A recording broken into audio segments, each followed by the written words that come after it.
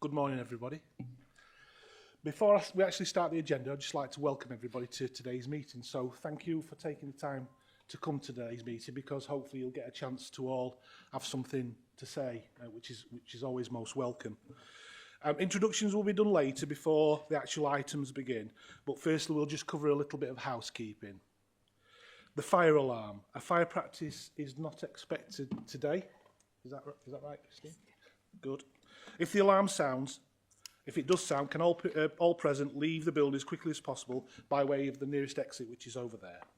The designated assembly point is in the public square in front of CAST, beyond the fountain, which is away from the civic office. If there is anybody with mobility issues, please wait in the refuge area at the top of the stairs where the emergency evacuation lift is located, and use the intercom situated to the left-hand side of the lift doors to call for assistance. No roll call will be undertaken. Thank you. Mobile phones, can I just ask everyone to ensure your mobile phone is switched to silent mode, please, if you've not already done so. Thank you very much. This meeting will be audio-visually recorded and will be available to view on the Council's website and the YouTube channel. Can I ask all those present to use their microphones to ensure the audio can be captured, please? Any members of the public entering the Council chamber are accepting that their images will be retained and broadcast by the Council. I note there are a couple of members of the public in attendance. If any member of the public or press is intending to record or film any part of today's meeting, please ensure that this does not disturb the actual conduct of the meeting. Right, agenda items. Item 1, apologies for absence. So far, we have apologies from Councillor Gemma Cobby, Councillor Steve Cox, Councillor John Reid, and co-optee Antoinette Drinkle. Are there any other apologies or absence, please? Thank you. Item 2, to consider the extent, if any, to which the public and press are to be excluded from the meeting. There are no issues on the agenda. Item 3, declarations of interest, if any. If you have an interest, please declare this, and a form will need to be completed following the meeting. Please contact Caroline Martin, who can assist you with the process. Is there anybody got any declarations of interest, please? Thank you. I'm aware that even though there are members of the public present, there's nobody wishing to make a public statement, so we'll move forward.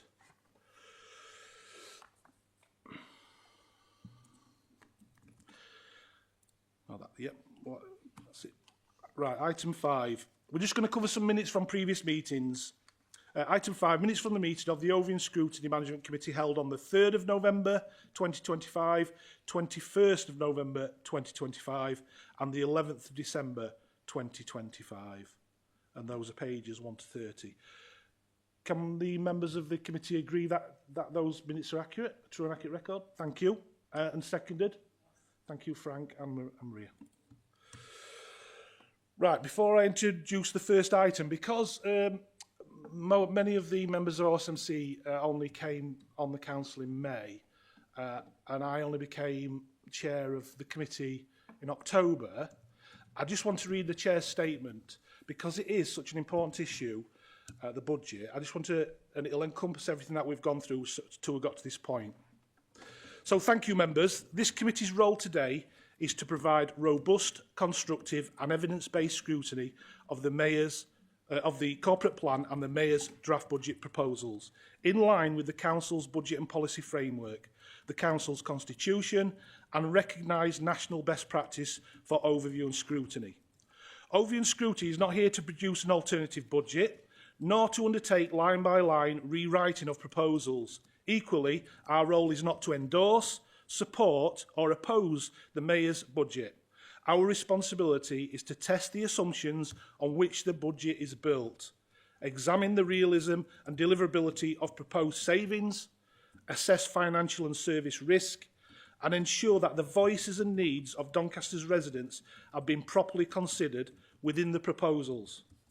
We will therefore focus our questions on strategic alignment, evidence, deliverability, financial resilience and risk management, particularly where those issues have previously been identified through OSMC's performance and finance monitoring work. Members should note that OSMC held a structured question planning session on Monday the 2nd of February 2026 to prepare question packs for today's meeting based on the documentation available to the committee at that time. Since that date, additional key documents have been released, including the Mayor's budget proposal, the corporate plan, the housing revenue account strategy, the capital strategy and capital budget, the treasury management strategy and the revenue budget, released across the 3rd and 4th of February. Due to the timing of their release, the committee has not had the opportunity to fully review and incorporate these documents into today's structured questioning process. I have raised concerns regarding compressed scrutiny timelines through governance channels, and I welcome the acknowledgement of those concerns. I have been advised that, should it be necessary, I have the option to adjourn today's meeting after the scheduled session and reconvene a further OSMC meeting in order to ensure that all relevant documents receive appropriate scrutiny. Members will also be aware that the Constitution sets an expectation that Ovian scrutiny is afforded appropriate time to consider budget proposals once formally submitted.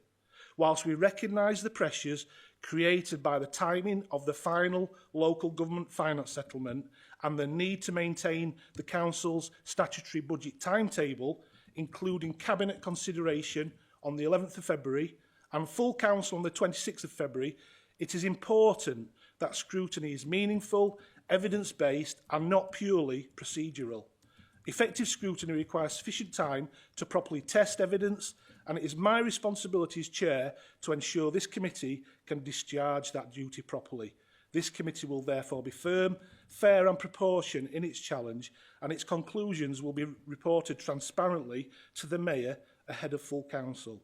Our focus today remains ensuring that the budget is deliverable, financially resilient and aligned to the needs and priorities of Doncaster's residents. Thank you for that, for listening to me for that. That just sets out the framework of how we're going to move forward.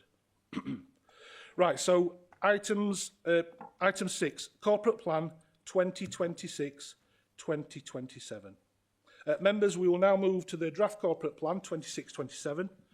And as members are aware, the committee's role is to review and comment on the corporate plan and to make recommendations to Cabinet and Council where appropriate. Ovian scrutiny does not approve or endorse policy documents. Our role is to provide constructive challenge, identify risks, test assumptions and highlight areas for further consideration. Members should also note that this review is taking place ahead of publication of the government's final local government finance settlement, and therefore financial assumptions may be subject to confirmation. Can officers for this item and members of the panel introduce themselves, please? I don't know if you want to start from Debbie. Thank you. Thank you, Chair. I'm Debbie Hogg, and I'm the Corporate Director for the Executive Director for Corporate Resources.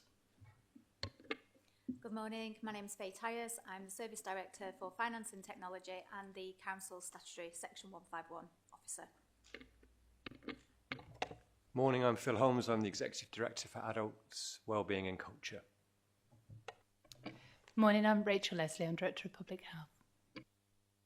Good morning, I'm Rebecca Wall. I'm the Service Director for Children's Social Care, here on behalf of Rihanna Nelson, the Executive Director for Children's Services. Morning everyone, Lee Tillman, Exec Director, Policy Partnerships and Investment. Morning everyone, my name is Alan Wiltshire. I'm Service Director for Policy, Economic Development and Environmental Sustainability. Morning, Scott Cardwell, Service Director for Development and Traders Services. I'm covering for Dan Swain, the Exec Director of Place. Thank you very much for that. Thank you. What we'll do is we'll ask for questions from the OSMC first, and then if any other members have any questions, we'll certainly try and find time for those as well. So we'll now move on to the questions. The first one is... Oh, yeah, please, if that's all right. Oh, yeah, sorry. I'd like to hand over to Alan to introduce the item. Thank you, Alan. Sorry about that. It's okay. Thank you, Chair. Introducing the corporate plan, draft corporate plan for 26-27. That sets out how we deliver against the city borough strategy and maintains a clear golden thread between our priorities, our budget, and the outcomes we collectively want to achieve for people in Doncaster. This follows from the approval of the City Borough Strategy at the Council last month and maintains the same frame of that with the Big Four collaborations and the 8 priorities. The corporate plan, though, sets in context the Council's contribution to this in 26-27 alongside the budget, and it sets out some of the key deliverables, key service delivery areas and the service standards or performance measures for each of our priorities. So happy to take any questions. Thank you. Would anybody else like to make any comments before we start, before we move on to questions? So I'll reverse back now and go on to the questions. OSMC will ask them first, and if any other members have any questions, we'll try and find time for that at all. So the first question is on strategic alignment. Given that the council has finite resources, what is the effective prioritisation underpinning the budget? What do we prioritise first, and why do we do that? Thanks, Chair. I'm going to answer this if that's okay.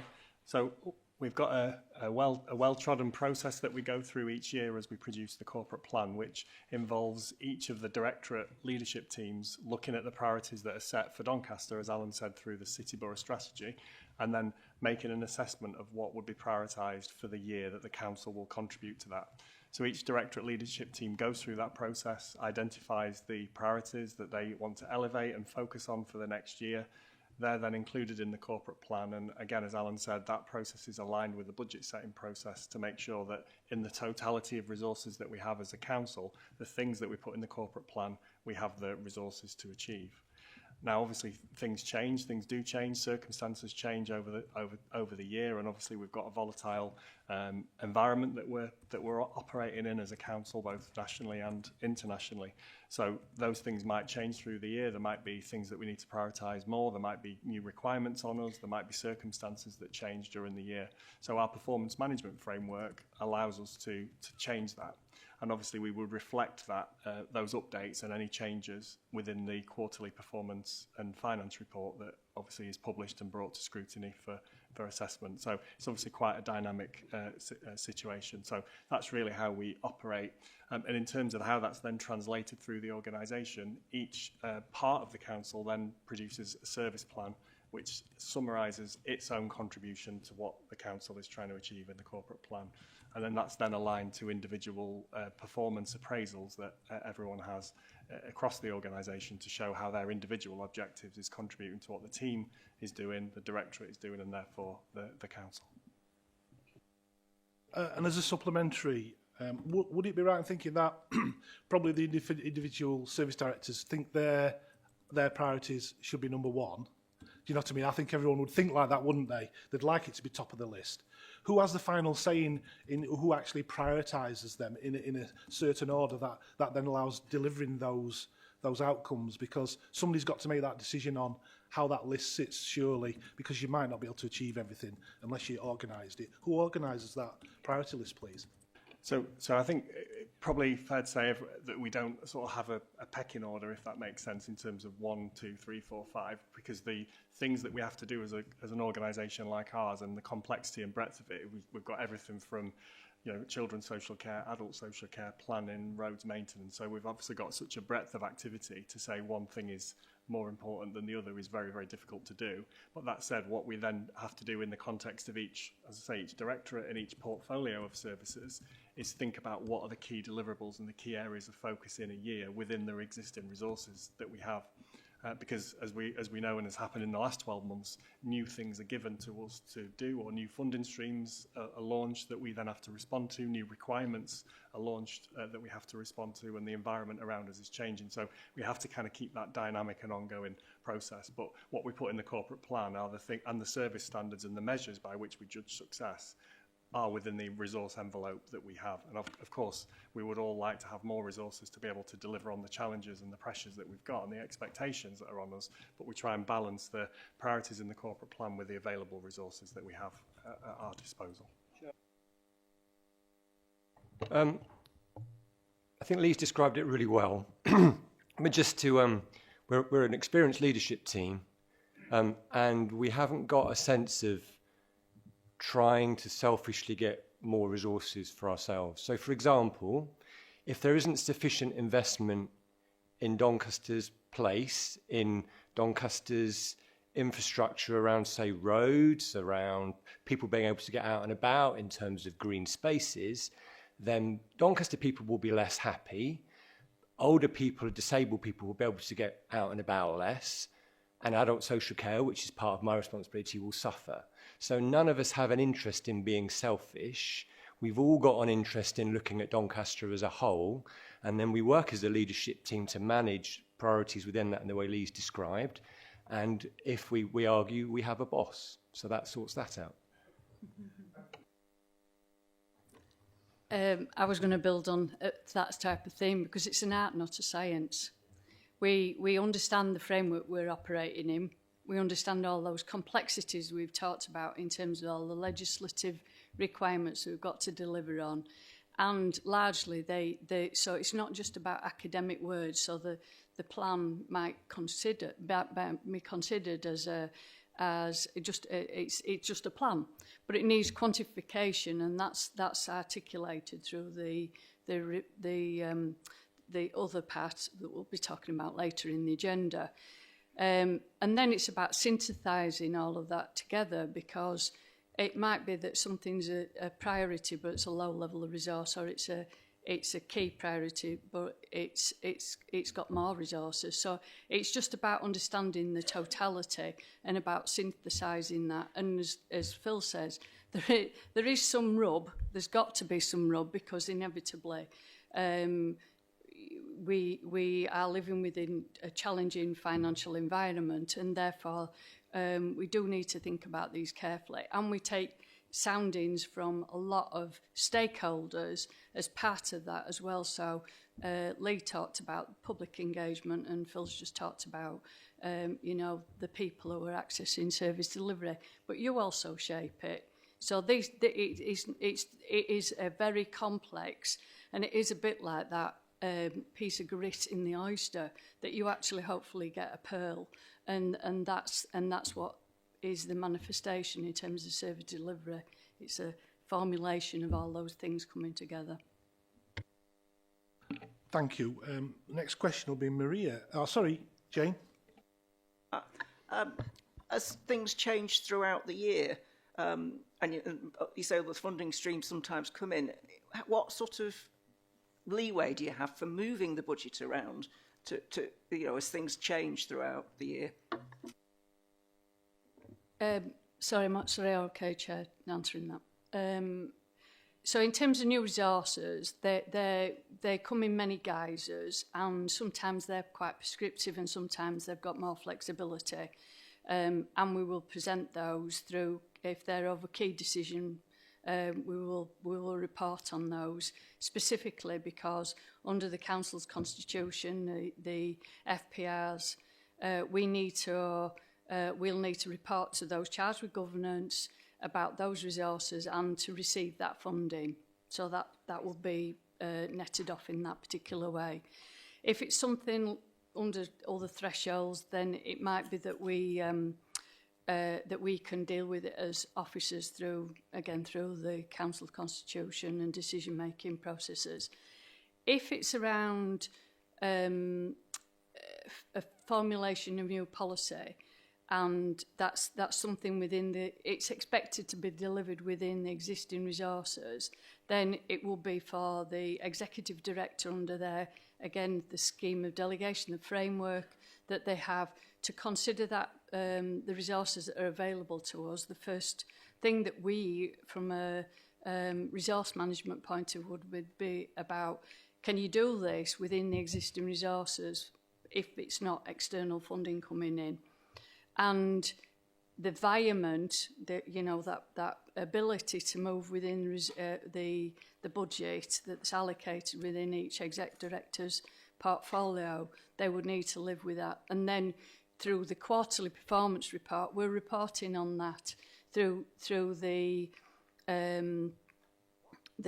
financial monitoring, and we're also usually signalling that change through the narrative. So if there was something emerging that we didn't have extra resources from and we needed to do it, then we would probably be talking about it in the accompanying narrative that would go to Cabinet for because they're charged with governance and then also overview and scrutiny. I would hope that if there was something emerging, there was a key national priority or something, that each individual overview and scrutiny management committee, you know, those ones that have got responsibility particularly for that particular area, they would have also been ahead of the game, because the relevant exec director would be having those conversations within, if it was regen or with it housing or whatever area. So that is really the conduit, you know, that portfolio engagement and that scrutiny engagement. So there's a lot of people with eyes on.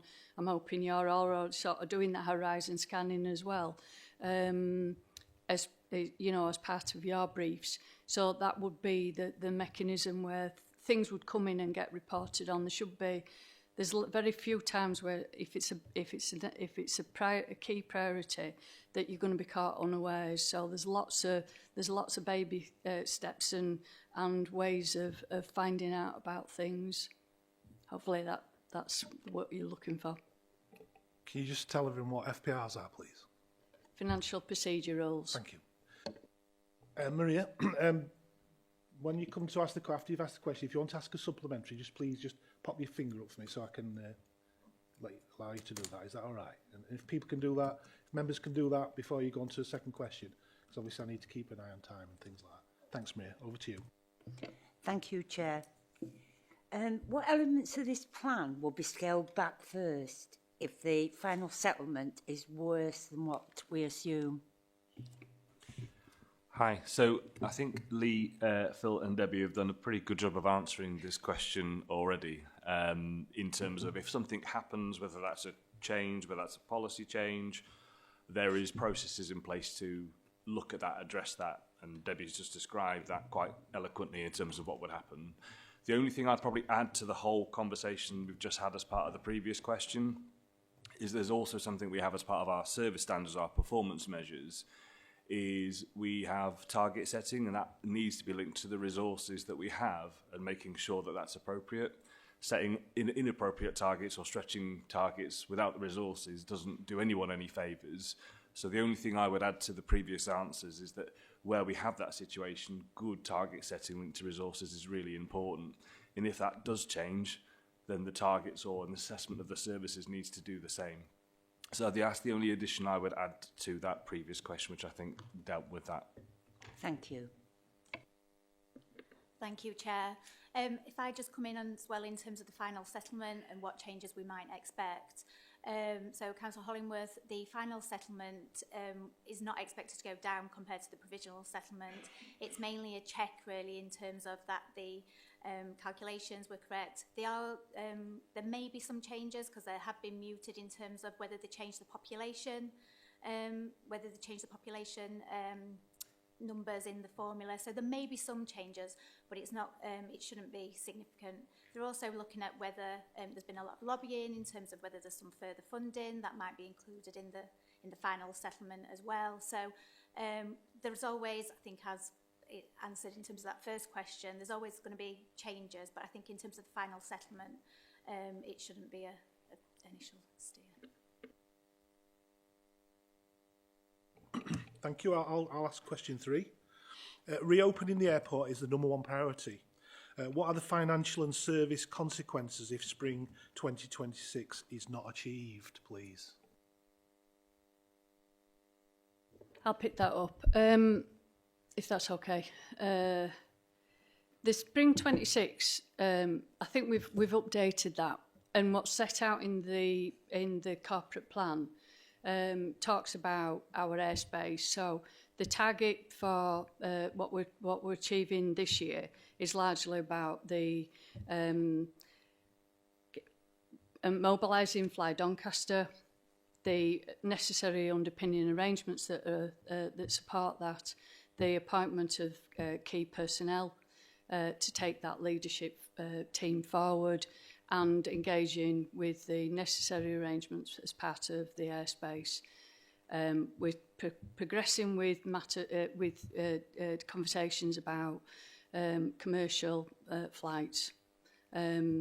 And so that's our target. I think that's sort of set out within the report. So that's a part of that. We've updated the financial plan.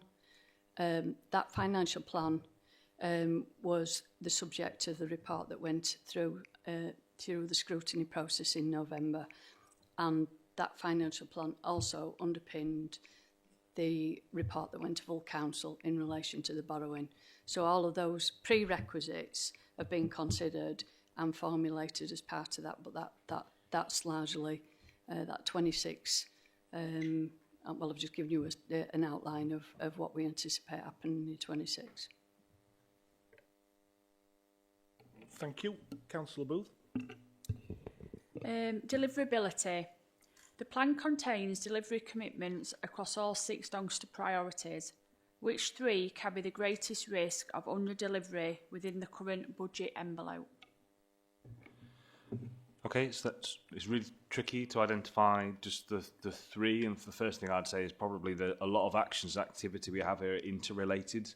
So delivery of one affects the other and may affect several within the plan. So that's the first thing to say, that a lot of our activity and delivery milestones we've set in the corporate plan are related to each other. The other thing is that you, as we said previously, you receive monitoring on a regular basis, so you'll be aware of pressures and performance issues that we've got this year. So you understand where we are in terms of our current situation. So a corporate plan doesn't just start from zero. We are continuing some of that activity into the new year. So having that kind of idea and regular monitoring about our current situation is really important as part of this. We've also include as part of our report some of the strategic risks that's reported alongside the quarterly performance and finance monitoring here at OSMC and also at Audit Committee as well. So we make sure that all of that is packaged together as part of reporting and making sure that we can do that. We've set a corporate plan that is hopeful, challenging, but achievable. That's what we do each year. And we need to make sure that it's aligned to our resources, which is said at the start. And it's something we've got a really good chance to achieve as we go into 26-27. Anything else? Right, thank you.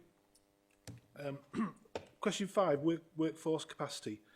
How has workforce capacity been factored into the deliverability of savings and transformation, and how will it be communicated to staff, please? Thanks, Chair. I'll answer this one. I suppose the first thing to say, which is, I guess, an obvious point, is that our staff are our greatest asset and absolutely fundamental to everything that we try and achieve for Doncaster. And we have put a lot of investment and time over recent years in making sure we've got good engagement and good feedback from our staff. We've got staff surveys, which we do annually, which show really good intent to stay. I think 85-86% of our staff say they will be still with us in 12 months' time. So keeping that engagement, keeping that motivation and keeping that commitment is absolutely fundamental to everything we do. In terms of some of the specifics around how the capacity is factored in, we always consider that when we're developing the plans and the strategies that we put in place for any changes in the organisation. So what do we need from a staffing point of view is fundamental. And we regularly review that because obviously things change, and we've talked in the previous answers about new requirements that come on us, new legislation, new policy direction from government. So we're obviously always trying to keep this under review and try and keep this appropriate. And that capacity has a number of different forms.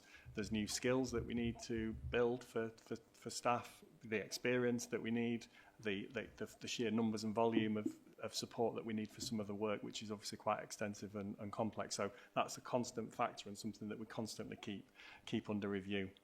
And obviously we make sure, and you'll see through the budget proposals as we get into it, there's obviously areas where we've got pressures, where we need to bring and use the resources that we've got, either through grants from central government or local resources, to make sure we've got the capacity in certain areas. So just to give one example is some of the reform of children's social care through the Families First programme. That's a huge change. It's the biggest change in social care.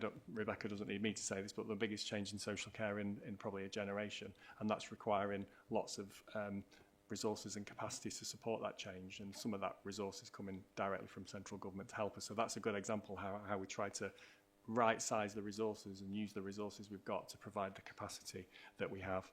And we always try and highlight where we've got specialist skills or specialist capacity that needs to be brought in, because sometimes we don't necessarily have that capacity within the existing workforce, particularly for specialist things. We've talked about a number of things today where we've got specific requirements. So we try and highlight that and then use the resources to bring the right skills and capacity in on the right basis to help us.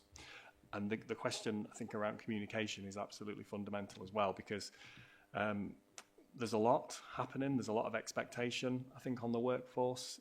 There's a lot of change. I've mentioned the Families First from a social care perspective, from children's, but there's lots of other changes that I'm sure we'll get into as well.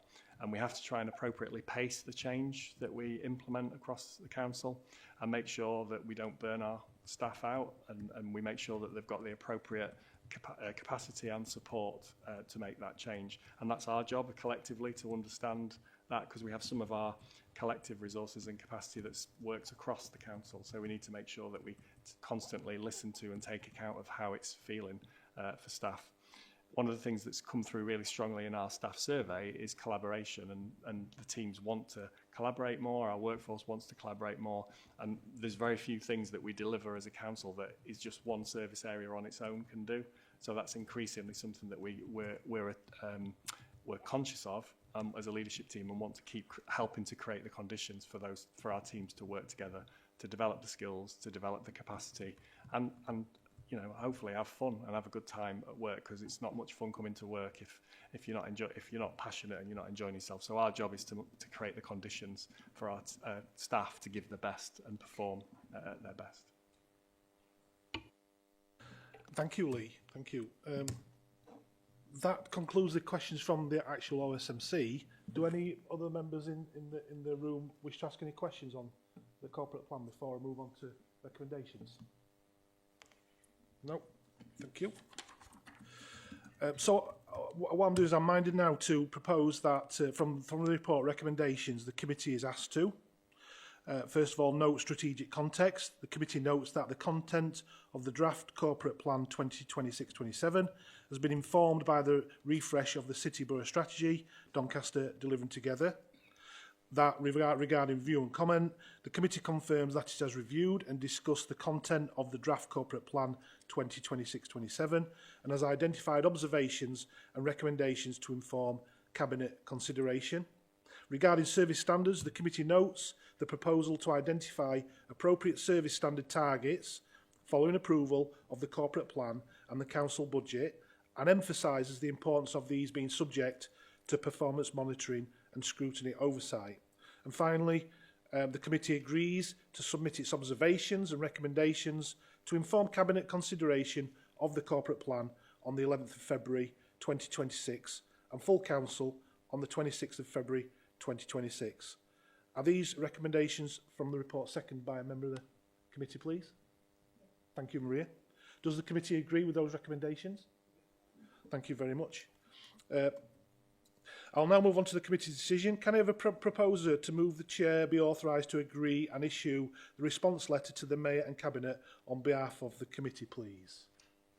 Frank, thank you very much. Is that seconded? Thank you. Yes, I will indeed. Are there any other recommendations before we move on from the committee? Good. Are there any key points the committee would like to include in the letter that I will produce that were discussed at the meeting today? If nothing comes to mind now, can you please let me know and give me time to obviously put that in the letter? So I'll take anything from you over the next few days, if that's all right. Okay. That concludes this item on the agenda. We'll have a slight pause now if anybody wants to get a quick toilet break, and I know if anybody needs to leave, and then we'll move on to the budget aspect at item 7. So a couple of minutes, if that's all right. All right. Thank you.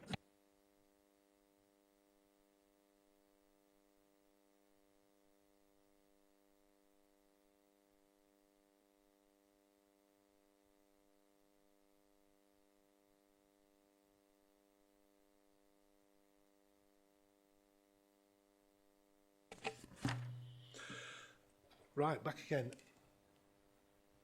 Item 7.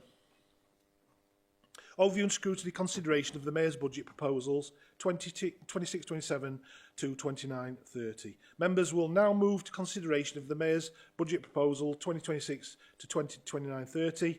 The committee's role is to consider and respond to the draft proposal or to the proposals. It is not the role of overview and scrutiny to approve, endorse or oppose the budget, but to provide evidence-based scrutiny and identify risks, assumptions and deliverability issues. Members should note that this scrutiny is taking place prior to publication of the government's final local government final settlement. As such, the committee recognises that final settlement assumptions remain subject to confirmation. I'd like to hand over to Debbie and Faye to introduce the item, please. I didn't know you were going to do that. Not a worry, not a worry.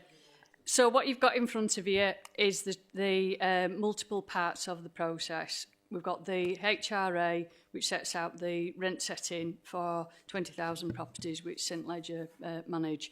You've got the capital programme, that basically sets out the investment in our assets it's set out over 4 years, but actually it's about investing for the future. It's investment in capital it's not for the day-to-day, it's long-term. We've got the Treasury Management Statement, and this is about how we manage the day-to-day cash as well as borrowing, and the approach that we take within the council. The revenue budget then brings that all together in terms of the proposals and links in with the discussion we've just been having about resourcing those key priorities of the organisation. What you've got in front of you is there is additional resources that we've received as part of the revenue settlement, but it's still not enough. And you will hear, I think, through the conversation that different to the past where we've managed savings in order to shrink the budget, shrink the expenditure to live within resources. The challenge that the organisation has is about now living within means as we get further pressures, particularly in relation to children and adults waste, homelessness, these statutory activities. So that is the challenge for the organisation to manage those pressures. So I think that's probably a roundup of what I'd like to say. Thank you. Faye, did you want to add anything? No? Never mind.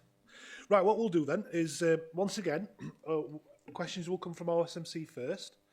And then when we've finished our pre-prepared questions, which you know you've had sight, and so they are on notice, then what I'll do is I'll put questions out to anyone else. And then what I'll do is I'll refer back to my opening statement about what we're going to do next. Is that all right? Thank you very much. So, Councillor Kidd, question 1. Thank you. Please, can you tell me something about the assumptions that have been made within the budget, which may produce the greatest financial risk if they do not materialise as planned, and how those assumptions are made? Thank you. Thank you, Councillor Kidd. I'm going to start this one, and then if others want to chip in really in terms of the greatest financial risks. So considering the greatest financial risks, thought about likelihood and the impact in terms of on the actual budget itself. I'd also like to reference the Section 151 assurance statement and the risk assessment on reserves. So when looking at what is the biggest impact, as it's stated in the budget, the 70% of council spend is on adults and children's and public health. Also, we've included from the SIPFA Financial Resilience Index that based on that calculation, the social care ratio, Doncaster's social care ratio is just under 80% compared to similar authorities, which is 78%. So both these calculations just demonstrate the amount of money that is spent really in terms of adults and children. So thereby, I think the biggest financial risk in terms of the assumptions are related to adult social care, children's social care, and the third one I'll just talk a little bit about. Although it's not directly in terms of the revenue budget, when we've talked about the different types of funding, is the dedicated schools grant and the high needs block. They're the three greatest risks really in terms of this budget. So what we have done in terms of adult social care, we've worked really closely with Phil and his management team in terms of what are the assumptions, particularly looking at those high cost areas, residential care, home care, supported living. And what we've done is we've included the details on the assumptions in the budget.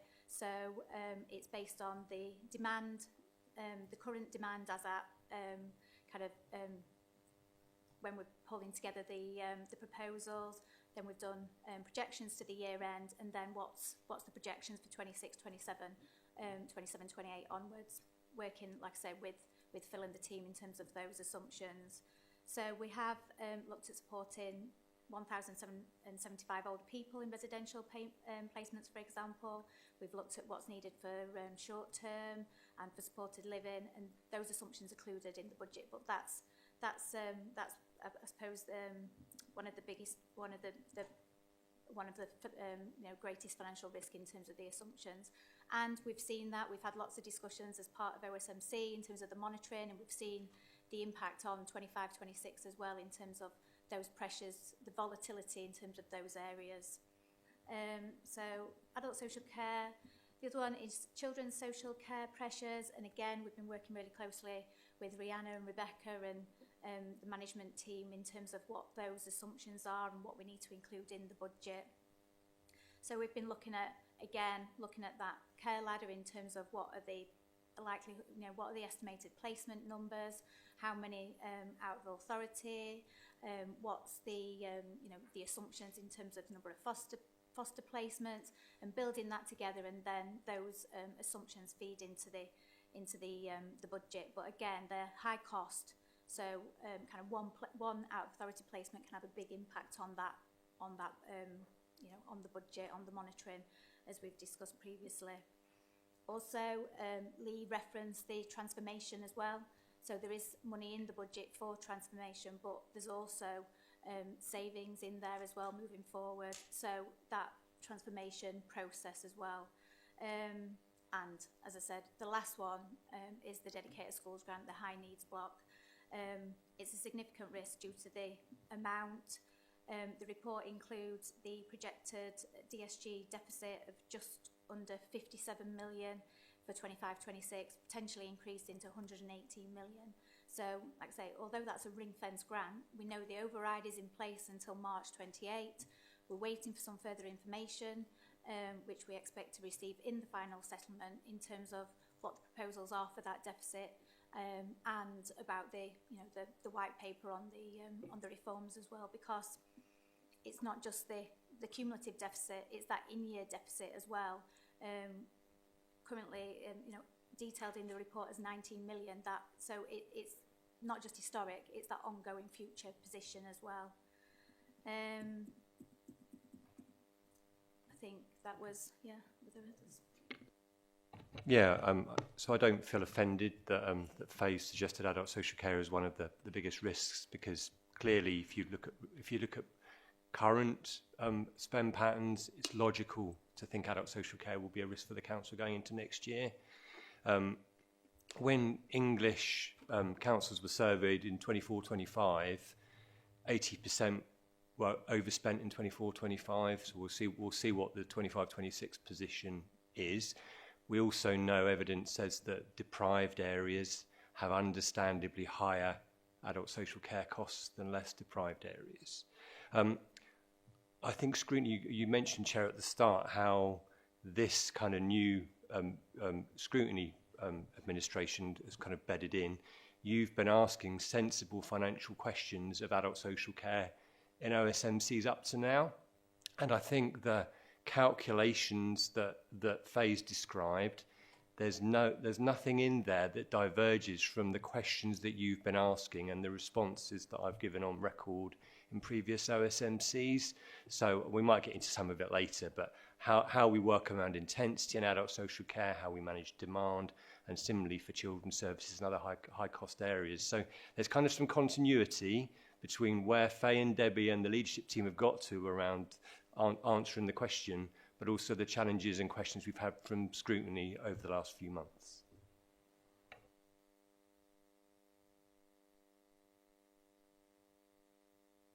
You mentioned that adult social care is 70% of our budget at the moment. Is that percentage actually going up? So is it steady?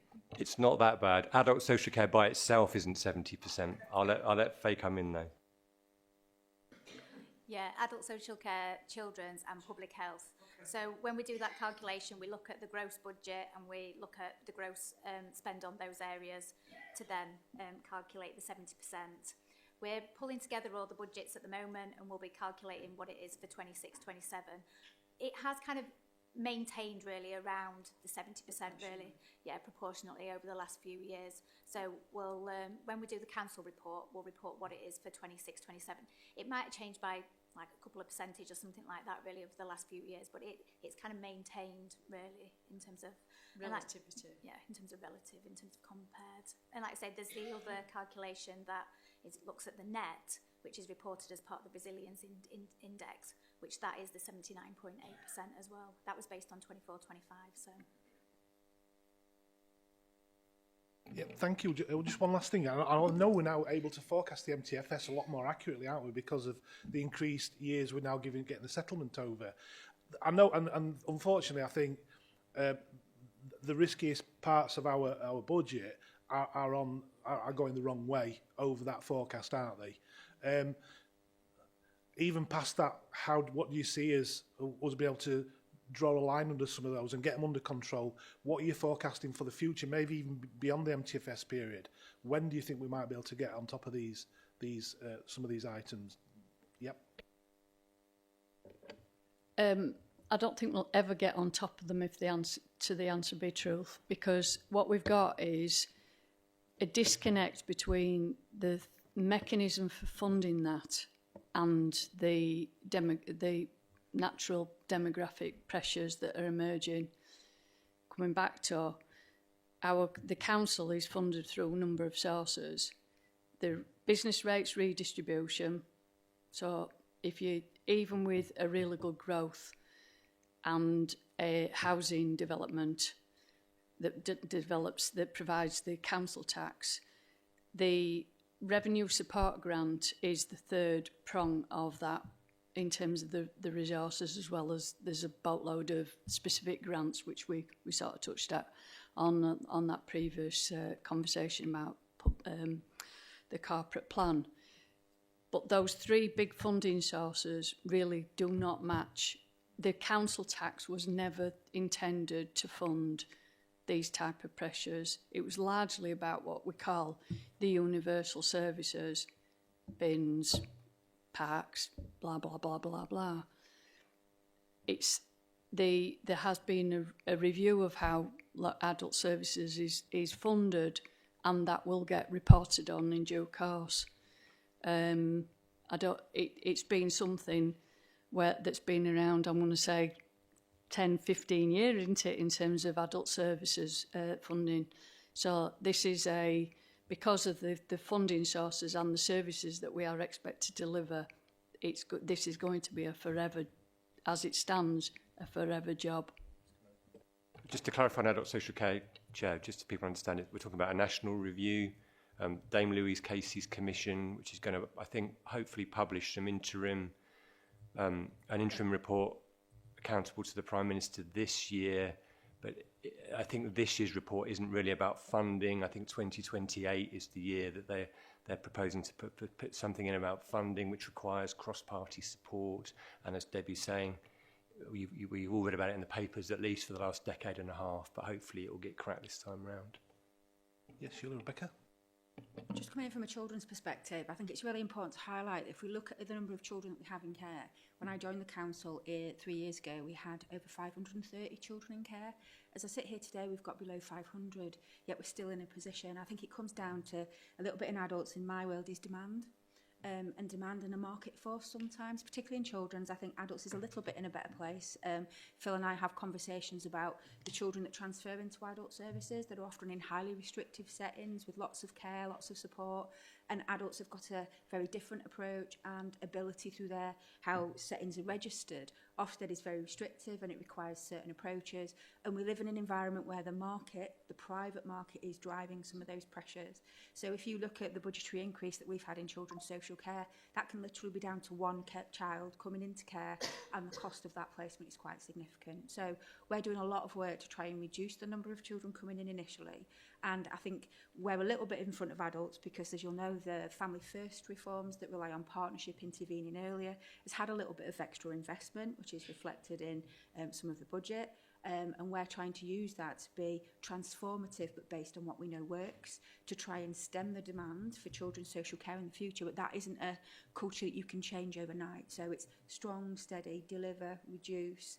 We will have children with complex lives of experienced trauma that will still potentially need something really specialist, but we know that we would rather have those in that setting, create boosts for our family, empower families to care. So very much about adults empowering the community, families and care in place that's local to them.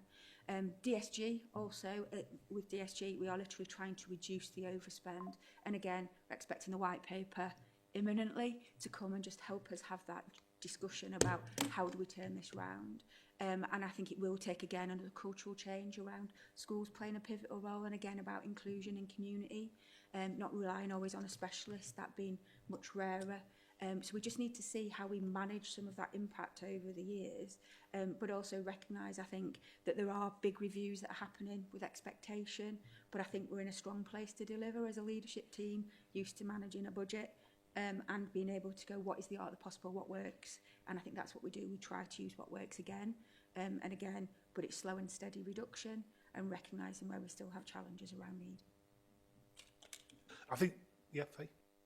I think just to highlight in the budget report, we flagged those, those significant risks in terms of the reforms, and they're kind of, highlighted as risks in the future. And I think what we're hearing is just the volatility, and that's what we're seeing over the last couple of years, really, in terms of these areas of demand. So I think it is that continued close monitoring, lots of, discussions which we have been having, as part of management team, as part of the executive and as part of overview and scrutiny, in terms of continuing to review and refine and update as we progress throughout this MTFS period. I think the bottom line is we're hopeful of meaningful government intervention, aren't we, for, at some time down the road, because it's got to that point where that's really needed. So, yeah, no problem with that. Rebecca, next question, please. What sensitivity testing has been undertaken to show the impact if savings are delayed or only partially delivered? Thank you, Councillor Booth. So I think I'd like to start by saying we do have a good track record of delivering savings. 25-26 monitoring details 6.4 million of savings being delivered against the overall target of 7.3 million. It's also been reported in our external audit report as well, our annual auditor letter from Grant Thornton, in terms of the historic ability to deliver savings. So that puts us in a good position. What I would like to just highlight is that the budget includes 6.8 million of savings over the 3 years, with 3.7 million in 26-27. And some of these have already been delivered. It's about realigning the budget. So included in those savings is $500,000 for street lighting, energy reductions that we've already seen in 25-26. So it's kind of just realigning the budget, which is also helpful. What I kind of want to, though, highlight is what Debbie said earlier, really, in terms of those are the savings, but there's a lot more kind of effort and work needed to manage the pressures and manage the assumptions and mitigate, to achieve the figures that are in the budget proposals. And maybe it's something that we might need to do in future is, and something we did as part of the, as part of the high needs block, actually, Rebecca, is where we looked at, if we didn't do anything, what would the pressures be? And then we costed as well that cost avoidance, or those mitigations. What's the impact of those mitigations? So you grossed up the overall position, whereas we're kind of doing that and then presenting, right? So if we do all these mitigations, these are what the pressures are. So it's probably although the savings that are included are kind of don't feel massive, really, when you're looking at our overall budget. There's a lot of effort needed to manage those pressures as well. So I suppose really I think we need to be looking at both of those. If I can just ask, what's the biggest threat to destroying your savings plan? You might have a plan, but what's in the past has caused you not to be able to deliver those? What kind of things happen where you don't meet those targets, and or is it very rare for that to happen? In fact, when you're forecasting savings. I was going to give the example about the asset rationalisation programme as for example. Target was set 2 years ago, maybe 3 now actually, 3 budgets ago, and we started on that, on examining it, and I think it came evident from the proposals that in order, if we did, because we have done asset rationalisation before as an organisation, partly at the beginning of austerity, so lots of buildings closed, not particularly here, but a lot across the country, just basically hunkered down, closed things. We didn't want that approach. It's not fair on communities. They access these services and our services are delivered from them. So we had to undertake the savings programme far more sensitively by considering information, and we've looked at that every which way. I can talk about it in a bit more detail. But as a result of that by examining it and working with communities, working with the people who access the buildings and frontline service delivery, that's meant that we've needed to consider our options far more carefully, and that engagement and also considering alternatives has just taken far longer than we anticipated. So we started on something, and then once you actually get into the detail, you realise there's a whole load of complications, and in sometimes there's some opportunities that arise out of that through those conversations as well. But it therefore takes a lot longer. I have a little adage: if we want to make an omelette, we can crack some eggs. But if you want something more complicated, then it needs more time. So this isn't about just cracking the eggs. This is about being, so it comes down to sometimes the approach you take and the outcome you want. Where we've got to, because we've made significant savings cuts over the last decade plus. There is a greater challenge in terms of, when they talk about low-hanging fruit, we ain't got any low-hanging fruit. We're now at the point where we're really having to deal with really complicated service changes in order to deliver those savings. I'll ask next question. Sorry. Oh, sorry, Faye. Sorry, yeah, just to add, in terms of what we have done, like going back previous years, is we had a tendency to put in a kind of more general figure and kind of put it under like digital council or something like that. We have those were notoriously, where it was kind of cross-council and it was kind of an overall programme, those were notoriously difficult to deliver. So we have been more specific in terms of more recently what the actual saving relates to. I think some of the ones that are, as I said, that there's probably 900k not yet been delivered in 25 to 26. Some of those are kind of where the smaller amounts take a lot of effort, and really we need to kind of just push them, we need to kind of get behind some of those. So I think we need to have a look at some of those, and if we can't deliver it, we need to kind of realign or we need to adjust. I think just the one that I was going to mention earlier in terms of that is a risk is the culture and commercialisation, because that is about reducing those costs, but we have mitigated that by spreading it over 3 years. Lovely, thank you. Question 3, what level of contingency exists if delivery slippage occurs within the first 12 months, please? Thank you. Yeah, as included in the report, we've got 6 million contingency that's been incorporated.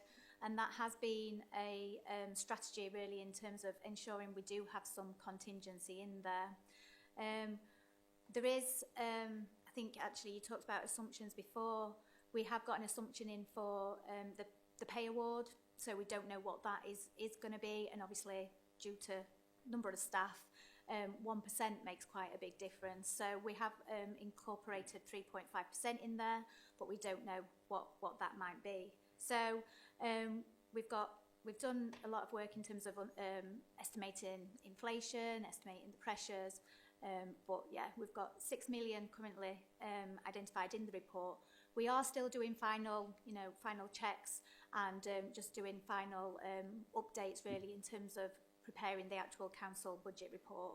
So where there might be some changes, it will. That's the kind of almost like a bit of the balancing figure really in terms of how much we have in contingency. But we have prioritised really to hold an amount for contingency because of the volatility. What we have done in 25-26 is if that contingency isn't sufficient, we've then needed to look at earmarked reserves, and that's why in that Q2 report we've identified the earmarked reserves that would be needed to balance the budget. So that's that kind of like that second place. We have got general reserves, but we wouldn't be wanting to use the general reserves for this kind of thing. They're for more unforeseen events. Thank you. Theme 2 then is deliverability and capacity. Question 4. What evidence exists that the council currently has the organisational capacity to deliver transformation savings at the scale and pace that you propose? Please. I can come in on that first, Chair. Transformational capacity is an interesting one because if you have loads of it, people say, well, what are those people in those transformational jobs? Are they really valuable? So getting back to Debbie's point about there being no low-hanging fruit, when I first got to Doncaster in 2019, we'd just gone through a process of looking at all of our transformational capacity, had quite a lot in different parts of the council, and we consolidated that, made some savings, quite difficult for some colleagues at that time, and coordinated that under Lee's leadership. So, it's kind of a no-win area for councils because you need enough to get the change done, but it can be perceived as wasteful to have too much because people want frontline services to get delivered. So I think we've got a really good balance of that in the council. Also, people like me paid good money. We can't pretend that change is the job of other people. It's my job as well as to run quite a complicated operation, as each of our service directors and executive directors have, but also to manage the change that's required and to own what can be delivered and what can't be delivered. So the way the arrangement works at the moment, which I'm pretty satisfied with, to be honest, is that there is I own what needs to happen. Not I'm in charge of it or I decree it, but it's my responsibility to deliver it, along with my service directors and heads of service. But the capacity under Lee and capacity under Debbie and Faye around financial grip, there's a business partner relationship, and I can talk to those colleagues and they can flex capacity to support me to get the work delivered. So we're back to Debbie's point about low-hanging fruit. We're on the edge with this all the time. We'd all rather have a transformational army to get everything done much more easily, but I think we've reached a pretty good balance in the council, and I don't, unless the magic money tree was to arrive externally, I think we've got a pretty good way of working at the moment.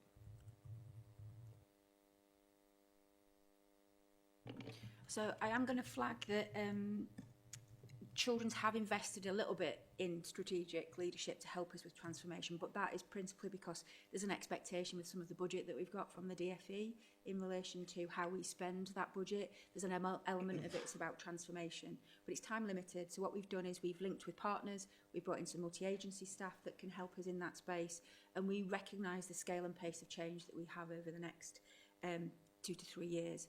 but it's time-limited transformation that's very specific and bespoke.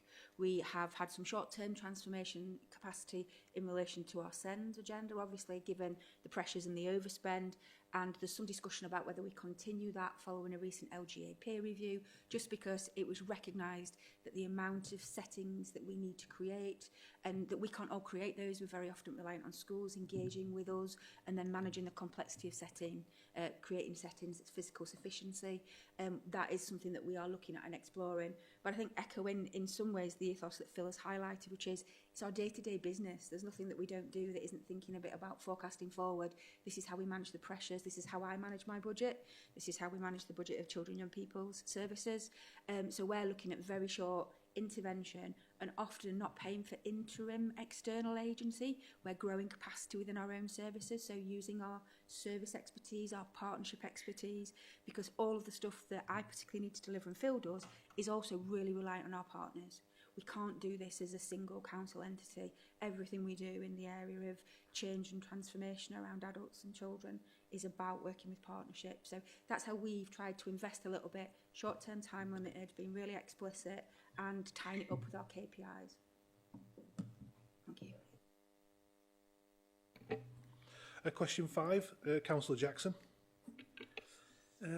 Which savings rely on behaviour change, partnership delivery or market conditions outside the council's direct control? So I can kick that off again, Councillor Jackson. I'm starting a lot of stuff because adult social care spends so much money, so it feels like I should be accountable.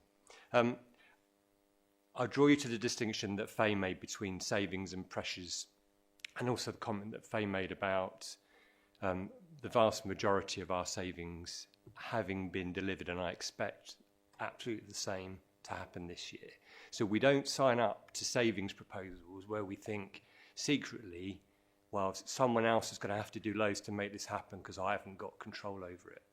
So our overall approach in terms of savings, because we've got to responsibly deliver a balanced budget, is to put things, there are risks in savings, but we put things up that we think we can deliver. There'll be ambition and stretch to it, but we're not going to be pointing at people and saying, well, the culture wasn't right or some other organisation should have done this and didn't. I think your question is really relevant to pressures, though. So the sorts of things that come in and grow demand on the side, sometimes for those, issues outside the council's control can generate some of those pressures. So from an adult social care perspective, for example, when the NHS Integrated Care Board decides that people are no longer eligible for NHS continuing health care, and then adults care or children's care for continuing care have to pick up funding, that is an external financial pressure. Doesn't affect us saving, but it does affect the money we're spending. Ditto from an adult's perspective, if when someone goes to hospital, if they're not supported early enough in hospital to work out plans and they're left to lose confidence and physical ability in hospital, then their care needs will be greater when they leave. And Rebecca's already mentioned working with children and young people. So a national survey of adults, directors of social care, back in the autumn said that children and young people who cost, or young adults now costing the council more than £7,000 a week, that number nationally had increased by 30% in a single year. So there's quite a lot of focus on Rebecca and I working together just to help, and Rebecca's already described the different factors that children have to deal with. But I think the sorts of things you're describing are about the pressures that can hit us, but the savings that we set responsibly, because we don't want to be making excuses at the end of the year while we haven't done it. So just a distinction.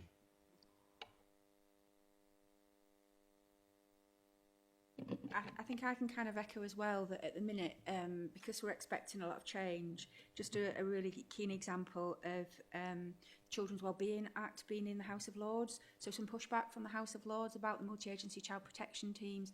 You know, a lot of areas have spent a year, 18 months gearing up to deliver a multi-agency child protection team.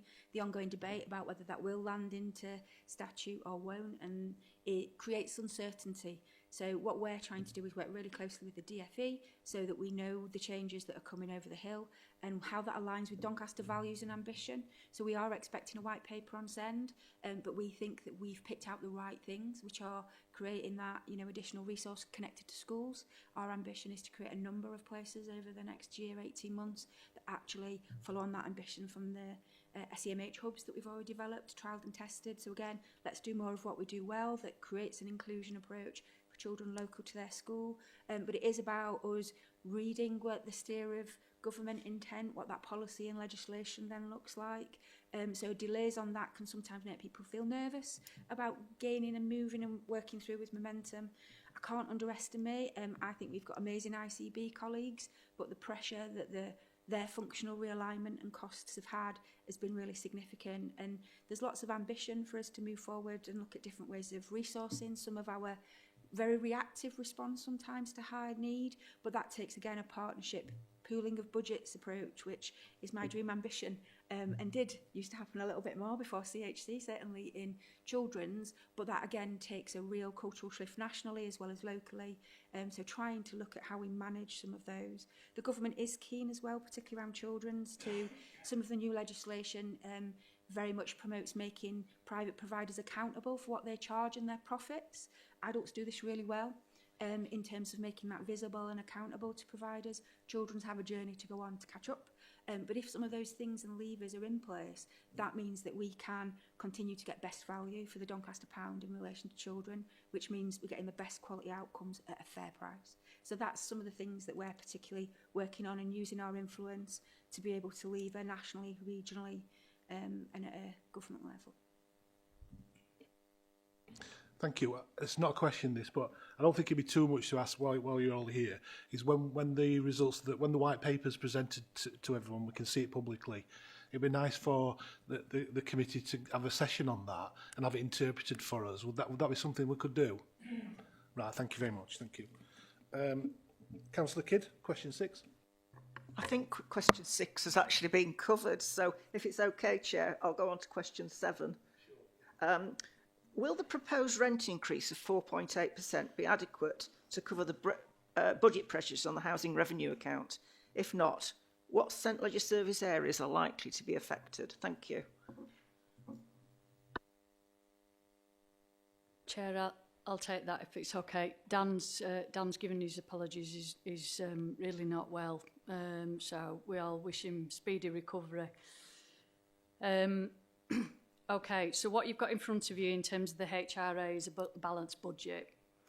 It's balanced on the basis of the rents increasing by 4.8%, and I think it's worth just setting out that's a statutorily defined rental increase. So it's based on inflation at a particular point in time plus 1%. So the expectation is the HRA works, lives, manages within that resource envelope. It's largely paying for staff, repairs and maintenance. It'll never have enough. We've got assets, again, coming back to the point I was making about asset rationalisation earlier. We've got a deteriorating asset portfolio. You will be aware, many years ago, there were decency homes. There was additional resources provided for largely windows, bathrooms and kitchens. That was decency homes 1. There is talk about decency homes 2. And there is also a question about how that be funded. So the money that's there is largely for keeping the properties that we have up to a standard. And I think so basically managing hopefully, as I'm describing, managing within that resources. Is that covered all the aspects that you want in, Councillor Kidd? I think it was just which you mentioned sort of repairs and maintenance. Does that sort of, are we able to meet standards that are sort of nationally accepted, or is it likely to affect those targets that we need to meet? Yeah, so I think within the HRA, there's probably 3 lenses, that short, medium term.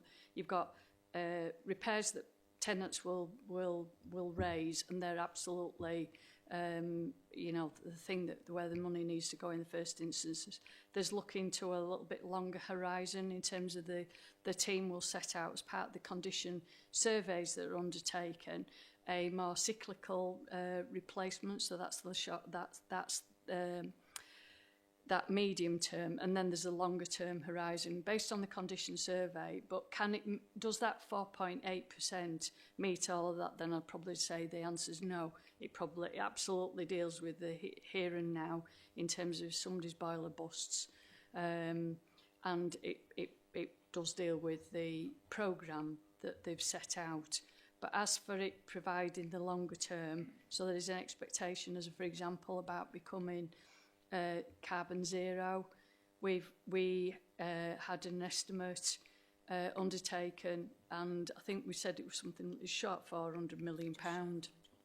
So in terms of providing that longer term investment in order to ensure that there's future investment into the fabric of homes, then there's less certainty about that. Coming back to your first question you asked about, we do get money specifically for targeting investment in terms of energy efficiency, but that usually provides for a small number of properties rather than the whole 20,000. So am I right in saying that some of the longer term preventative measures are suffering, and it catches up eventually, basically? Yeah, I think the other thing that's kind of been discussed is the rent conversions. So this will be something whereby we can, we were expecting it to be introduced for 26-27, but it's been pushed back to 27-28. So what we can do is, looking forward, is increase the rents. So there's different rents within the social housing. So if you've been in a home for your rents kind of, if new people come in, then it's a different rent. So there's a staggered move in terms of the rent conversion. So what we will be looking at as part of that rent conversions is, well, if we do implement it, then how can we utilise that money on the stock? We're doing some work with St Ledger Homes in terms of, we've now got, I think it's over 90% of the homes that have kind of had a stock condition survey as well. So using that information to work with Savills are supporting us on a 30-year business plan in terms of what needs to be covered over those 30 years. So I think what I'm kind of signalling is we'll be doing more work over the next year, looking at the rent conversions, looking at what the stock condition survey is saying, and then what is that 30-year plan. So for 26-27, we've in the main kind of continued with the plan that what was set previous years, and that 10-year initial plan. But I think what we're saying is we need to look at that 30-year plan and then and review and refine it for next time. I know you both gave us a little session the other day on budget, and I remember looking at the HRA, and I meant to ask a question then a couple of days ago. I thought I'd shelve it till today. So you remember there's a little section there saying that we have some of the lowest rents in South Yorkshire. I think we're about 13th nationally. The rent policy states that we have the flexibility to raise rent up to 5% above formula, if we choose to do that.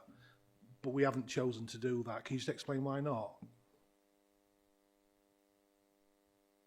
I might have to come back on this one. We have looked at it in previous years, and it doesn't deliver as much income as what it kind of sounds. So I will come back on this. It's a very specific area. It's not saying that we can increase it by 9.8%, for example, but I will I will. I wish I'd asked you the other day. You I will probably could have circulate a talked. response. It is something we have looked. It's a very specific area.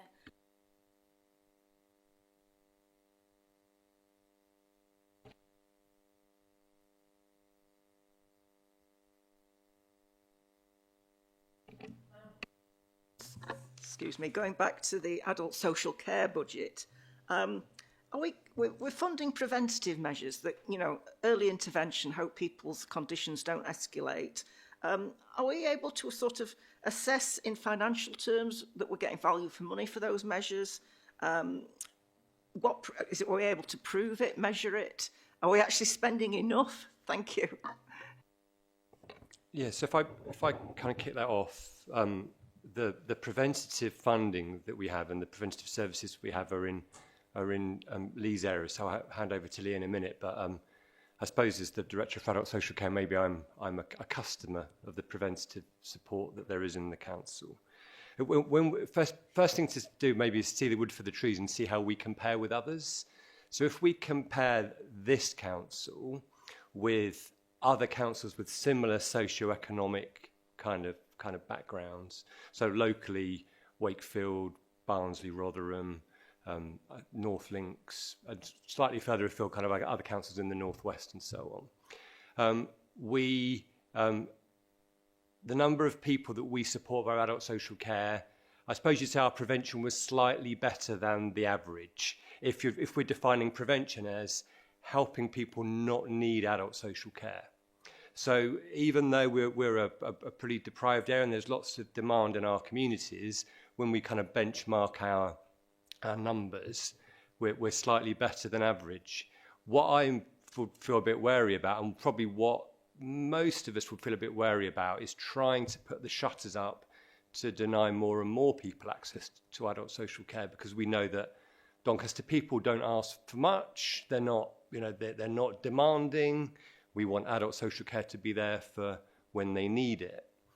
My analysis of the issues in adult social care, or the opportunities in adult social care, they're not so much about prevention, although there's always more we can do, and some of the neighbourhood health work that's starting to develop some momentum could help us work with colleagues in neighbourhoods and get to people earlier and intercept things earlier. But most of the issues, I think, or the opportunities in adult social care are about intensity. So people that have quite intense needs that we could work with a bit better or a bit differently. So we've got some good examples about that in the last year or two. Just the work we've done to increase access to home adaptations, that has meant that connects with maybe fewer older people, especially needing to go into care homes. It also connects with lower, less amount of care required in your own home, because you've got the adaptations you need to be more independent in your own home. And the focus for us now is around, especially adults of working age with quite complex disabilities, including young people who've come through into adulthood. How do we reduce the restrictions that they experience in their day-to-day lives? Sometimes the care that they get is quite restrictive. The settings they're in are quite restrictive, and Rebecca alluded to that earlier. So I think a lot of our work is around intensity. I think, and again, I mentioned earlier I got to Doncaster in 2019. The preventative services I saw in Doncaster then and have largely been preserved and even enhanced.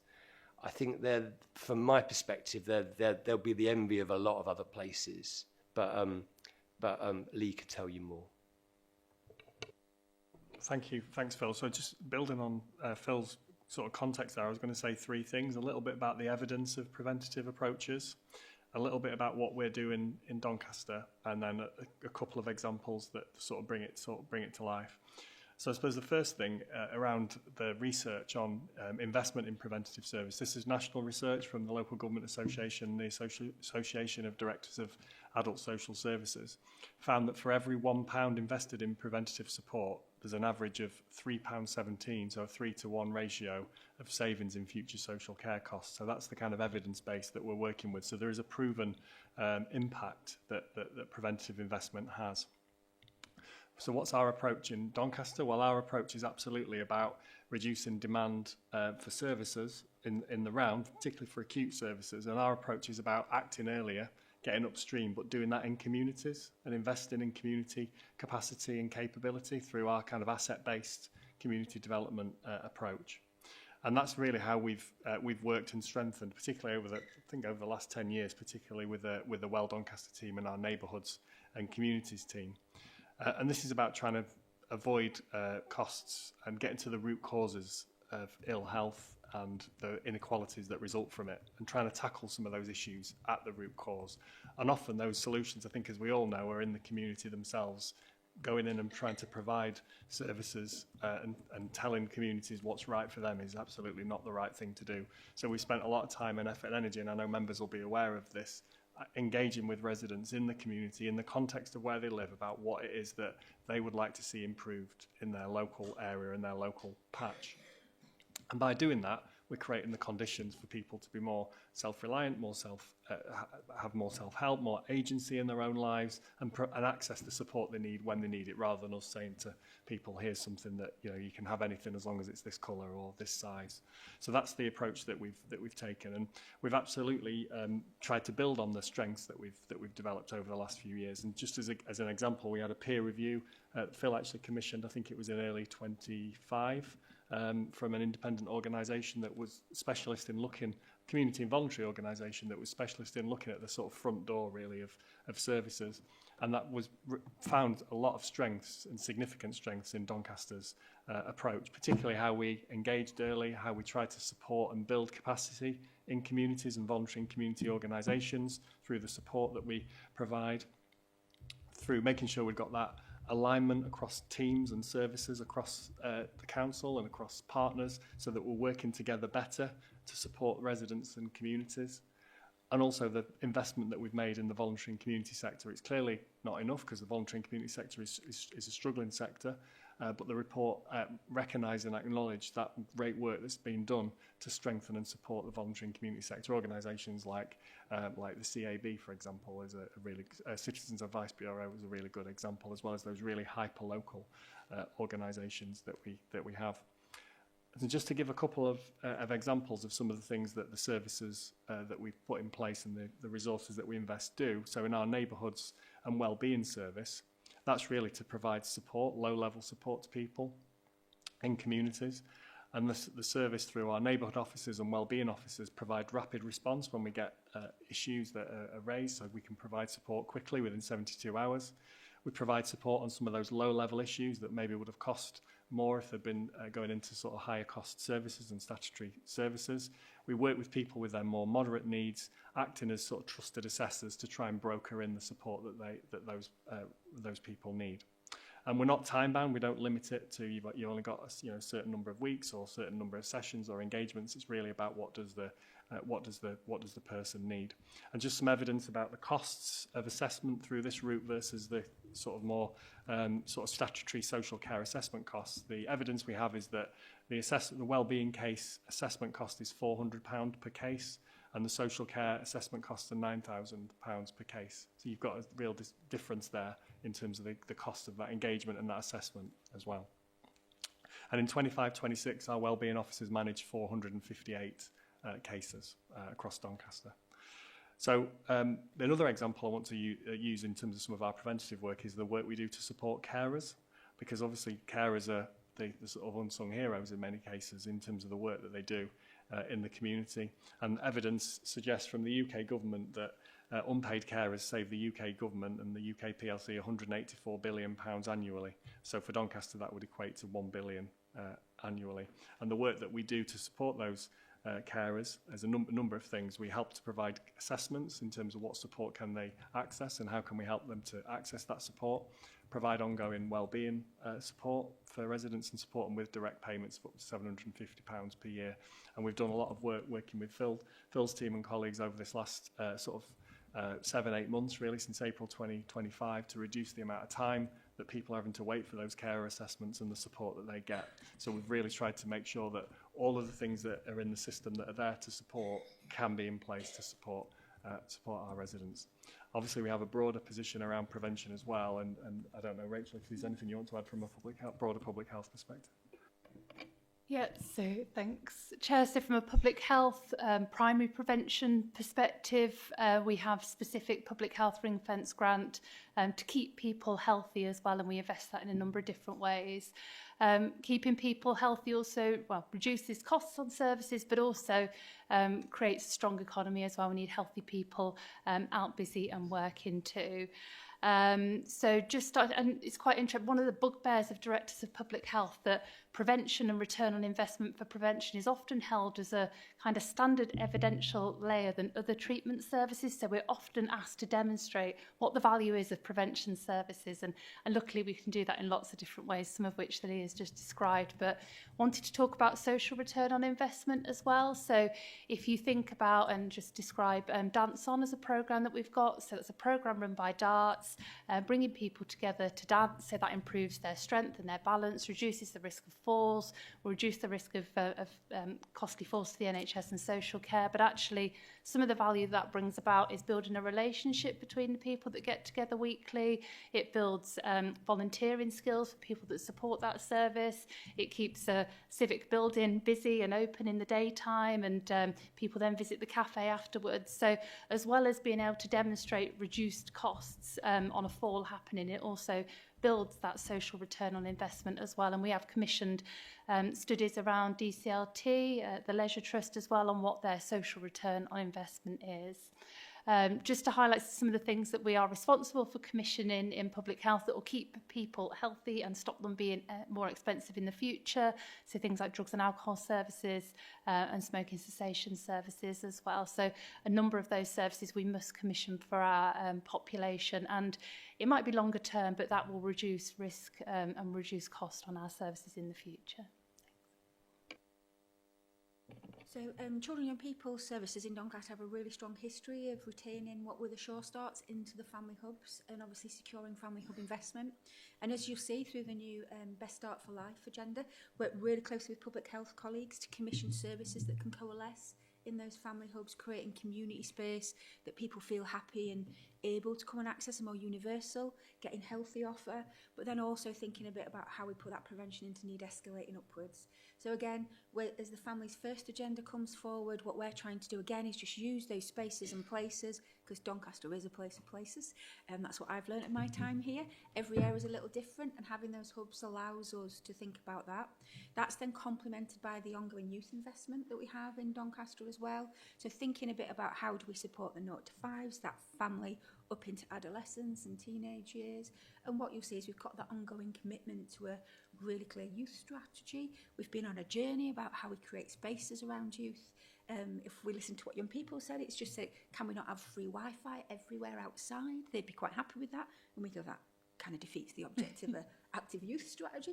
So we continue to have those conversations about how can we scale up intervention, but make sure it's at a place where communities want to access it. And just thinking back to Phil's point of how we create the accessibility for service connection is really, really important. So, as I say, work really closely across the piece with communities, thinking a bit about lots of work through the Thrive model currently as well, about how do we coalesce our agendas so that actually families don't need to see 3 people that are all trying to do the same job. So again, working closely with St Ledger, thinking a bit about how in the communities do they know our children, how does health visiting know our children, just so that we can say to families, you don't need 4 of us coming, there's 1 of us coming, and we've got a place where you can come and see the rest of us. So I think we've got places, we've got space, and I think we've got ambition in terms of maximising our prevention. Thank you. What you said firstly, the return on investment initially is really encouraging that. So normally we don't get much return on some of the things we do, but on that we do. It's like a good return. So that's why obviously it's really important. I think probably next question is for you, Rachel. Continued healthcare funding is stated to be reducing in South Yorkshire, adding to future funding pressures. What are the possible consequences of this, and what are the contingencies in place for that as well? So it's not me, it's Phil, so I'll hand over to Phil. No problem. Yeah, continuing healthcare affects adult social care. Continuing care affects children's So probably you got used to the Rebecca and me double act, so we'll just do that. It's a good question. That there are huge concerns about retractions in NHS continuing healthcare nationally, not just in South Yorkshire. When we look at Doncaster statistics published by the NHS, we do see that people are being authorised, new people are being authorised for NHS continuing healthcare under fast track rules, which means they're believed to be in the last 12 weeks of their lives. But we only see a tiny handful of Doncaster people authorised outside of that. Now, to be clear, NHS continuing healthcare wasn't intended for people who are just at the end of their lives. It's for everyone whose needs are of a complexity that it will be unlawful, and there is case law about this, for the local authority to provide. So the consequences of that sort of retraction, which is obviously one of the questions in people's eligibility, are numerous. So it means Doncaster people get care from the council that they're means tested for, which they would receive free at the point of use if they were funded by NHS continuing healthcare. It means that Doncaster people get oversight from council staff for complex health and care needs that should more appropriately have come from NHS professionals. It means that care and support providers are funded by the council for complex care arrangements that again might have benefited more from NHS oversight. And of course, there's a significant financial implication for the council and for council taxpayers from funding very high cost arrangements for people with the highest care needs. In terms of the point about contingencies, it's a matter for the Integrated Care Board to assess who's eligible for NHS continuing healthcare. It's not a matter for us. We have a contributory role in the assessment and the decision that the ICB make, but we aren't decision makers. Where the council feels that the Integrated Care Board hasn't followed lawful process, in theory there's potential redress via a disputes resolution policy, but it is, I'll use the word clunky and pretty slow. And Doncaster people also have their own route of redress via an individual complaints process, but I suspect that many won't know about that. One contingency the council hasn't chosen to apply would be refusing to provide care for people with really complex needs, because that would feel irresponsible. I'll just hand over to Rebecca. And I think in children's, the continuing healthcare funding is never as clear. It's a lot more grey about when we achieve that funding. Again, often it's very much based traditionally on a health need. So if a child has a tracheostomy, it's a clear, visible, additional health need. But we have achieved some success working really closely through the partnerships we have locally, and specifically in Doncaster, around achieving some contributions, some significant contributions into some of our children that have potentially significant need, lived their lived experience, as well as potentially an organic, not yet understood need. So I think we've had some very positive relationships. However, as I think as Phil has alluded to, the national agenda and the reconfiguration isn't bearing that in mind, and there is a position that everybody will be the same, and the footprint on the South Yorkshire basis isn't the same. So we know that there is some turbulence coming, and as I say, for me, sometimes I see that investment as reactive investment. My argument with my ICB colleagues has always been, how can we get into the proactive space? So when we think about contingencies, I'm in a place where I can't not provide care, very much as Phil, but I literally can't not provide care, because usually I hold parental responsibility for that child. They are mine, effectively. So we are often in a place where that is how we've got in this position around markets. However, what we are looking at doing is how we work proactively with our providers and colleagues about creating communities of practice that allow us to better support the children locally and not get to the escalation stage. So we're looking at expanding our short break setting, because we know that we've had some really, really positive progress about keeping children at home with family through extended short breaks. But often that's residential short breaks, so can we extend our short break provision? But then also thinking about, can we create settings where services that are local to Doncaster can come in and wrap around those children, rather than always having to go out, sometimes for a high cost placement outside of Doncaster. So I suppose our contingencies are an expectation that as I said before CHC, there was some principle of pool budgets. There are discussions. I'm not saying that that's the way that people will go. I think there is a bit of a moral expectation that there will be some contribution for some of this, but it may look very different. It may not be a payment towards placements. It may be an investment in more staff that work together, how we work together, and that is coming, I think. But it will be driven by a national agenda and then shaped locally. Much more shaped on a South Yorkshire footing is what we're expecting. But there is also work to do locally, and the South Yorkshire DCS are very aligned, so Rihanna's colleagues across South Yorkshire, about looking at regional care commissioning, which can include that joint commissioning. So I think there's a lot more discussion about how we create joint commissioned arrangements, again, to just provide that surety at the point of commission. So we're not getting into that discussion of, you've paid for this level of care, we don't agree with this level of care. What we're saying is let's commission it at the outset. But that takes us aligning approaches, and health and social care can sometimes feel very different. But that's our ambition around trying to create that contingency so that we shift the culture and we're not as reliant on the money coming in the reactive high cost, but actually investment in more preventative work. Sorry, just to add, as Rebecca's highlighted, and in 25-26 we got just over 3.4 million, I think, for CHC for children's. So as well as the kind of more kind of service contingencies, that again aligns with, I think, Councillor Booth's question really in terms of overall contingency, and the contingency, because it's the same contingency for pressures, savings, you know, so that's kind of also supported why we need that contingency as well in our budget. Before I just move on to the next question, Phil, you mentioned a provision there that the Doncaster people probably don't know about. Do you remember saying that? It's a specific provision that's available, and you said Doncaster people probably don't know about this. Is that something we can rectify?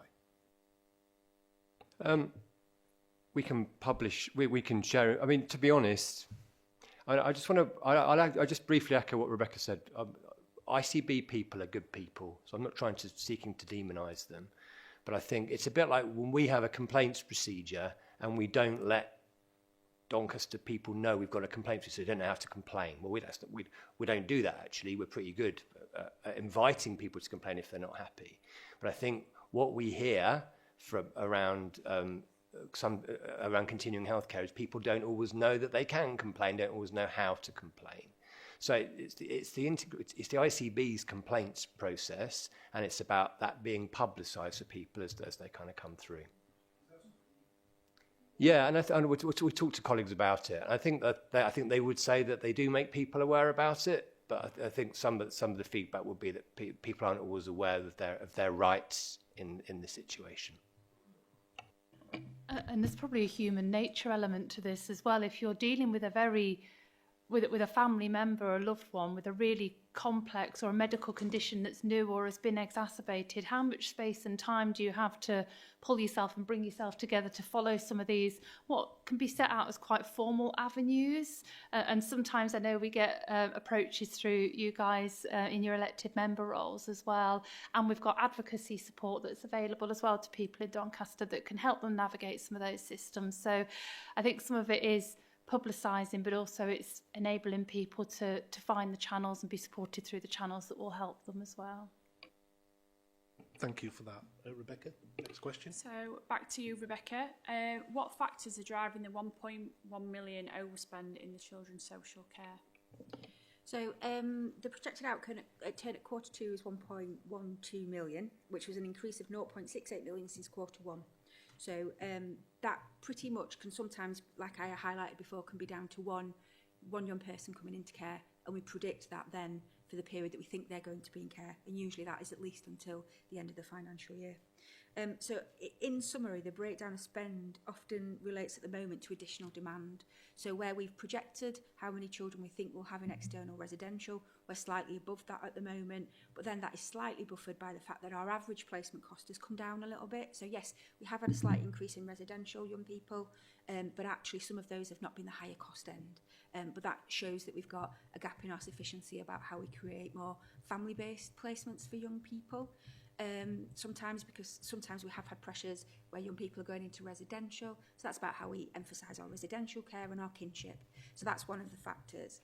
What we've also got as well that we still report on is up until about 2 or 3 years ago, we did used to claim from the DSG a portion of funding that would buffer the costs of the placement, but actually as time goes by, it becomes clearer and clearer what you can and can't do with some of those high need spend. So what we're also doing is that while it's a higher cost for us, there is a buffering on the DSG, which seems a bit ironic given how high the DSG is, and you may think, really? But yes, so what we try to do is spend that money with purpose. We try to stay within the guidance and regulation that we're given so that we can't be challenged back to say you're spending that money inappropriately. So we as a council have become very clear, very transparent about we might have had this covered before by the DSG, but actually we can't now. So we are trying to manage, again, some of those pressures out that are created by that really clear stance on what you can and can't spend DSG on. That also reflects sometimes the complexity of the little people that we're working with. They may have been eligible for some portion of that spend before, but now they're not. So I think that's significant. The other bit that we've got is that we have, as I said, we've got the CHC money, so that buffers a little bit. So where sometimes there's higher costs, we have had some successes, I suppose is what I'm saying. It's not enough to address the overspend, which is unfortunate and is something I keep a very close eye on. We do a care ladder every month. We look to see which children are coming in, which children are coming out. And we work tenaciously to invest in interventions. We have launched two new teams over the past 3 months with investment from Families First, and that's linked to supporting children to go home and be reunified. And we currently have that programme working with 10 young people, and at least half of those are currently in residential care. So if they're successful, that's an amazing outcome for that young person, but it also has that best value, isn't it? Are we supporting that young person to be in the right environment at the right time? And then are we also being able to say we're using less high cost resources in a place where we don't need to because our sufficiency is better? So there's some of the things that we're doing at the moment. We have also really positively reduced our agency spend. We still do have some agency spend. That's currently buffered by the fact that we have excellent vacancy management. So I think I echo what colleagues have said about what we try to do sometimes is make sure that we stress test the dynamic change of staffing. So sometimes we might need staffing in certain areas, but for a period of time we might not have the same demand. So what we tend to do is hold vacancies to see how that demand unfurls. What I would say is the success that Doncaster's had about retention of social workers is really, really positive. When I came here, I'm going to sound like a broken record, 3 years ago, there were 48 social work vacancies. We now have 3. And that's because the agency support has helped us grow our new social workers. It's helped us cover vacancies. And I have to say at the minute, our experienced social workers are coming from our vacancy converts. So people that come, work here, are often saying, I want to stay. So I think the trajectory is coming down, again, slow and steady. But if we plotted that out, our agency cost is reducing. And I think that's a really strong message in terms of where we are as a council and a place to be, people like the outcomes and ambitions that we have. So all of that, stable workforce, means we feel braver about supporting reunification. We feel braver about managing children because we're not moving from social worker to social worker. So for me, it is an overspend, but I see it as something that if we can manage the demand and the need and some of that prevention work starts to kick in a little bit more, it will be better. And we'll be able to steadily reduce that. And our ambition is to try and over the next 4 years to really reduce our number of children in residential by 20%. And we think we can do that slowly and steadily with some of the work that we've got in place. And a portion of those will be children that need residential, externally, high cost placements, but we'll always have a few of those. But that is primarily what creates the fluctuation in the spend. A couple of young people, sometimes with increased need, it can really significantly swing that budget and overspend. Is that helpful? Some of those things are really good to hear, Rebecca. Thank you for that. And Rebecca might have answered part of your next question. Do you still want to ask it? You know, you mentioned about agency. What is the percentage of your agency staff that you've got overall your residential, you know, with your social workers and everything? Is it still quite a lot of, have you still got quite a lot of agency staff, more than what you have employed staff, or no? So, Rotherham invested made a significant commitment to support AYCs, so social workers that are new into practice, to have an agency worker that worked alongside them for a period of time. So the vast majority of agency workers that have in children's social care at the moment are working closely in the teams where we've over-recruited newly qualified staff. That creates a psychological safety that's meant that people want to stay with us, but also our experienced staff want to stay with us, because normally if you don't have that investment, it's the experienced staff that carry all the risk. They're the ones with a really high caseload. So what we're doing is gently reducing that. So our programme of support will start to cease over the next 6 months. So we will start to see a steady decrease. We have had some agency in supporting our residential, which traditionally we didn't used to do, but actually we worked really closely with the unions, and what we noticed was staff were doing a lot of overtime, our current staff, and actually if we weren't careful we were going to get to burnout. So we've said we'll use agency, we don't want our current staff to burn out. So I can get you the percentages because they do change obviously month by month, but I'm just mindful I probably need to give you the breakdown of what's agency support in residential and what's within social care, and then we have a couple of team manager roles, but again one of those is converted recently. So maybe we don't. You know, it's a changing piece. So let me get you the figures for Q2, which relate to the spend. That's fine. And it's fine about the next question, that's fine.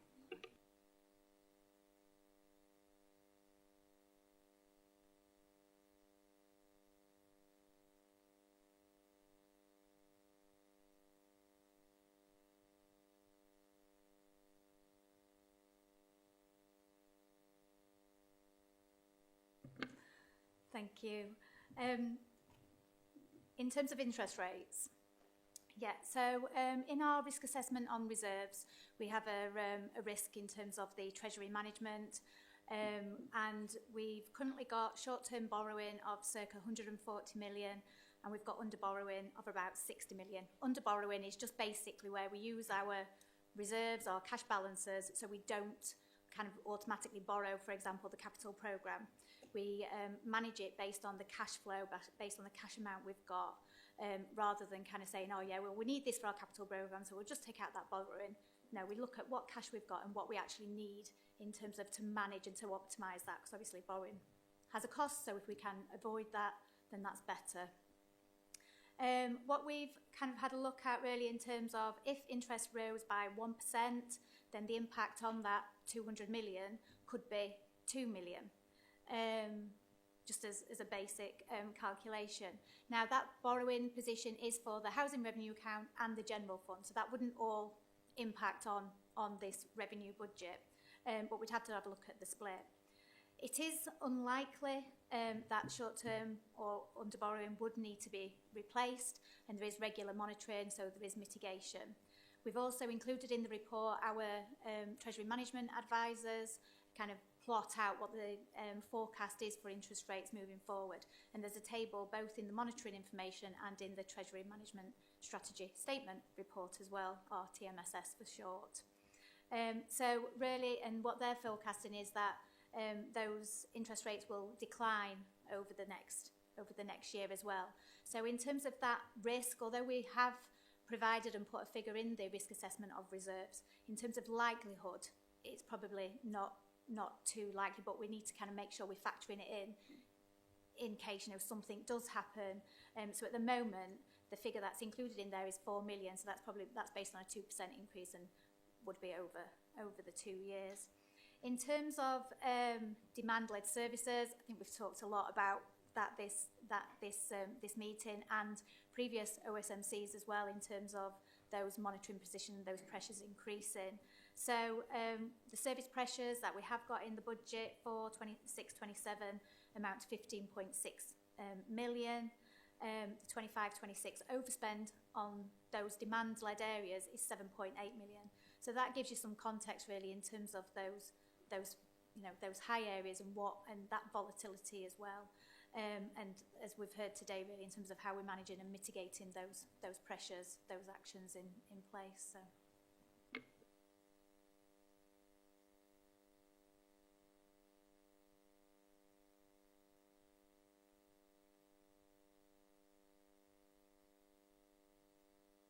Thank you. Yeah, so that's detailed in the Treasury Management Strategy Statement report, our TMSS. That it looks at how much we require in terms of, and estimates how much we require in terms of borrowing over the forthcoming, over the forthcoming 4 years. Trying to think, is it 3 or 4? Our revenue budget's 3 or it's 4. So yeah, that forecast, so it looks at, I think the difficulty, and I must say, the difficulty we have had in doing the Treasury Management Strategy Statement is all the changes. So that takes into account our dedicated schools grant deficit, for example. So when we're looking at what's the working capital over the next 4 years, that has been particularly challenging because we haven't got, some of the information.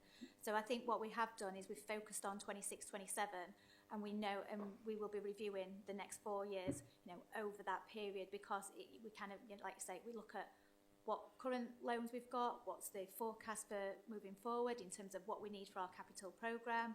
We also know, in terms of our capital programme, we do have slippage. So although we have over 200 million in there for 26, 27, what we do find is there is slippage, and when we get into Q1, a lot of the time that's reduced. So we have to take all those kind of factors into account when we're setting our Treasury Management Strategy Statement in terms of what could happen. The main requirement for the Treasury Management Strategy Statement is to set those indicators, those prudential indicators, and make sure that we're retaining within those as well when we're monitoring moving forward. So yeah, so that's the main budget report where it.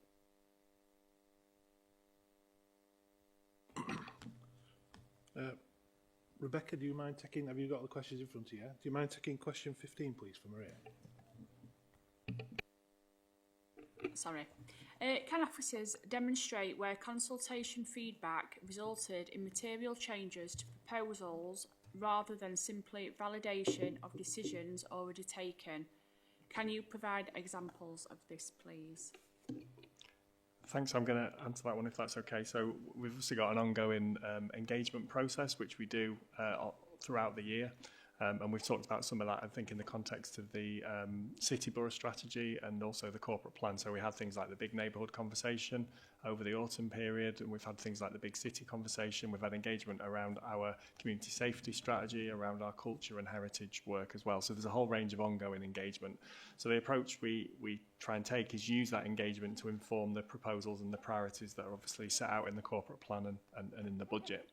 So I'll give a couple of examples in a minute, but just I suppose one thing just to reflect on, given the conversation we've had, is the significant amount of resources that we have on adults and children's social care, and it's not really come through today, but I just wanted to highlight how much work goes from an adults and children's point of view that colleagues are doing to work with communities about how those services are designed and how they work and how they operate, so that there's a real kind of co-production effort there with young people and with different cohorts in adult social care. So those big areas of spend that we talk about, they're absolutely got Doncaster residents, young people at the heart of how those services develop. Obviously that leaves us with, as we know, with the budget position, obviously not that much left, if that makes sense, for other things. But what we do have is some really good examples, I think, of where the feedback from residents about what's important to them has informed some of the proposals. So if I just give a few examples.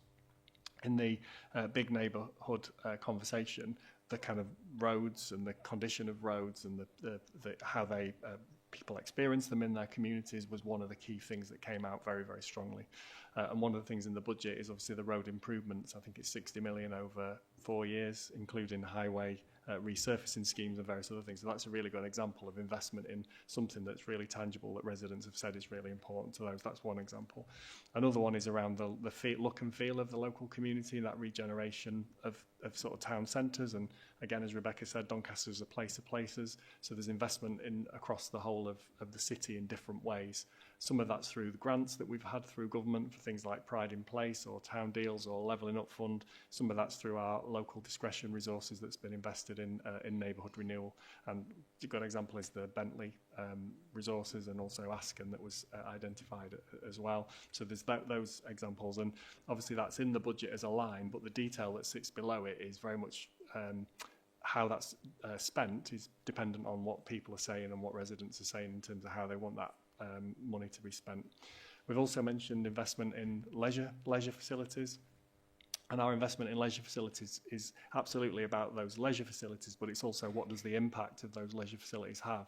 So in terms of keeping people healthy and well and fit, we've got good evidence that those leisure centres provide a really high return on investment. I think it's 5.6 for every pound we invest, £5.60 back in terms of broader social impact, in terms of people living longer, healthier lives, etc.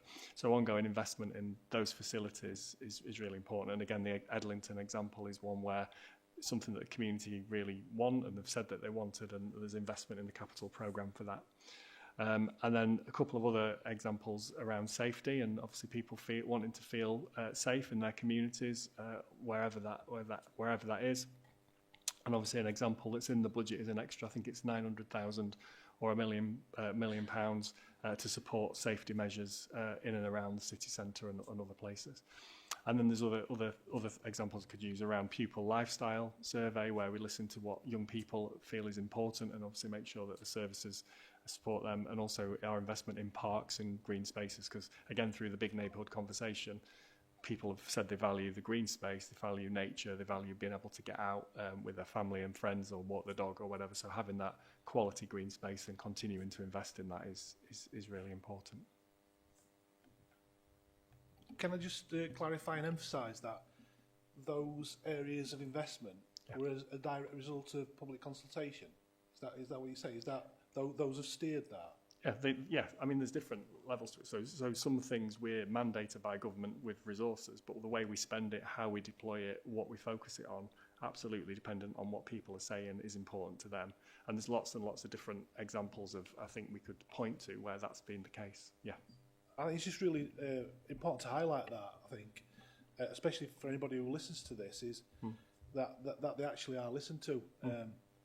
Because we all knew that these consultations have gone on, and we've all been told about how many people engaged in them, but it's only just come to light now what the fruition that's led to some investment. So I think as long as the people out there realise that when they do take the time to tell us what's important to them, then we do act on it. Yeah, absolutely. And we keep needing to close that loop and sort of say, you said this, and this is therefore what we collectively have done. And there's, again, a number of levels to that, right through to what's happening on the ground in communities. So where we have our teams working together on the ground in particular places, that's often taking the feedback that people have given us. So again, I'll use another example. We were talking about it in the North Members Network before Christmas around the work around off-road bikes, for example, something that residents have said is really important. And then there's work done with multi-agency, with the police, with the council officers and others to sort of stop that. And some of the feedback we were talking about in that we had from members was actually residents are starting to see a benefit of that. So it shows that people flagging up and reporting things and having their voice heard, and absolutely holding us collectively as a council to account for what, and partners to do the work, is, you know, has an impact, definitely. Yeah, so just to add, it really is baked in as a method of co-production. We wouldn't have it any other way. We wouldn't want to invest money. We wouldn't want to develop services that didn't meet the needs of people in Doncaster. So things like future parks as well. So we knew that we had some investment to make. And sometimes it's the methodology. So sometimes it's an ask, check and ask again, because actually sometimes the first answer you get might not be the most thoughtful, so some of that's in methodology. The other thing that I would say as well is just around our approach. So we use things like appreciative inquiries, so having questions with our residents, but always ensuring that we're able to get a diverse mixture of views. So often when we release a survey and we look at the demographics, we'll get input really quickly from some of our residents, and it can take a different approach. So thinking of our more minoritized communities, people that might not have access to IT. So as well as the big surveys and big approaches, we'll take a bit of a stock check. What have we got? Who have we missing? What do we know the population is like in Doncaster? And we might have a different approach. So really good example through the Remake Learning Festival as well, and we were having the city centre conversations. So Doncaster colleagues sat with Plasticine in Remake Learning and sat with children and young people of Doncaster, and they used creative health approach. So they were building the things that they wanted to see out of Plasticine. So that co-production approach isn't a one size fits all, and we need to make sure that we've got different methods for engaging with our communities too. Yeah, but I think probably to close this is there's 55 sets of eyes and ears out there from the councils. We all owed surgeries, and I think we'd encourage, like, for people who do listen to this, we encourage you please to, because we might do a survey once every couple of 3 years or something like that, but we can be surveyed any time you want because we're out there and we're having the meetings every week. And I think we've mentioned it before in OSMC that the elected members are a really good point of contact for people. Don't wait for the next survey. Come and tell your councillor, and then we can feed it back into the system. So I think it's worth making a note of that within this meeting, that we really like to encourage that as well, because it keeps those, it reinforces those. You want to know, like in between surveys, are those still the same problems? Well, we can confirm or deny that by the interactions we have with the public, yeah? Totally, if it's okay to come back, Chair, absolutely. And things like the ward member meetings that happen every month across Doncaster for every ward, where that's a great opportunity, and it's not the only opportunity, but it's a great opportunity for that two-way conversation, isn't it, around what are you picking up as ward members, what are the sort of priorities for that area, what are people saying, how's it going, and having a collection of officers from across the council around that table to say, okay, then what are we doing about it? And obviously some of the challenges are very not easy to fix, some of these things, but it's about constantly chipping away at it, and as you say, kind of working together. And then the networks of members coming together on a quarterly basis for each locality. Again, there's a bit of sharing and learning to be done there too. Prompted, I think, by the fact that you said something about surveys, we do, and picking up on Rachel's point, we engage right across the piece, because I was thinking about even things where there's little highways that are amended, or you know, paths that are adjusted, or any small amount of investment.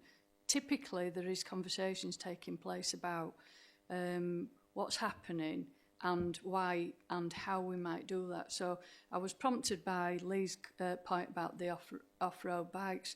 The amount of conversations that have been taken about the nature of the design for there's a proper name for them and I haven't got it in my head, but you sort of the barrier so that it prevents just bikes whizzing down. And believe it or not, we've had loads of conversations about that, because depending on where it is and the nature of the things, the activity, whether it's path or cycles, there's different types of approaches that can be incorporated into the design of that capital works. And the team spend, so it's not just, I think, in the spirit of your making the point to the public that your voice counts. It counts on so many levels. It's not just about big conversations that take place. It's about we engage as much as we can on all these minor investments that we make as well. Yeah, I totally agree with that. Question 16, Councillor Jackson, please. Excuse me. How have issues previously raised through OSMC's quarterly finance and performance monitoring influenced this budget? Thank you, Councillor Jackson. I suppose I'd like to go back to when Alan kind of was talking earlier about the previous conversations about the corporate plan and about, you know, the performance review, the service standards, and, you know, all the discussions we've had as part of the Overview and Scrutiny Management Committee in terms of presenting and discussing, so being fully transparent in terms of what the pressures are, what the service standards, the performances, and having those conversations around what's driving those pressures, so I think all those discussions that we've had in terms of overview and scrutiny, then that's, you know, 25, 26 is almost like the starting place really in terms of them developing the 26, 27 budget proposals.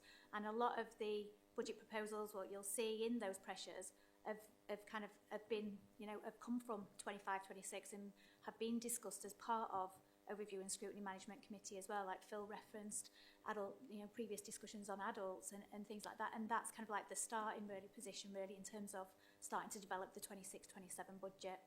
I don't know whether others want to say a bit more really in terms of any specific areas. Yeah, I mean, just for example, back in September, Overview and Scrutiny Management Committee asked me about out-of-area care home placements, which are unless you really want to move outside Doncaster, I guess some people want to live outside Doncaster. You know, most people generally would want to stay with their friends and family in their local neighbourhoods. But we know that sometimes people are moving out, not through their own choice, but because they're told there's nothing available for you here. So that question's been asked. We've given that quite a lot of focus and attention, not only on trying to reduce the number of people that have to move outside Doncaster, kind of developing our own sort of provision a bit more, but also making sure that people who are outside Doncaster, we are keeping in touch with them and keeping them safe.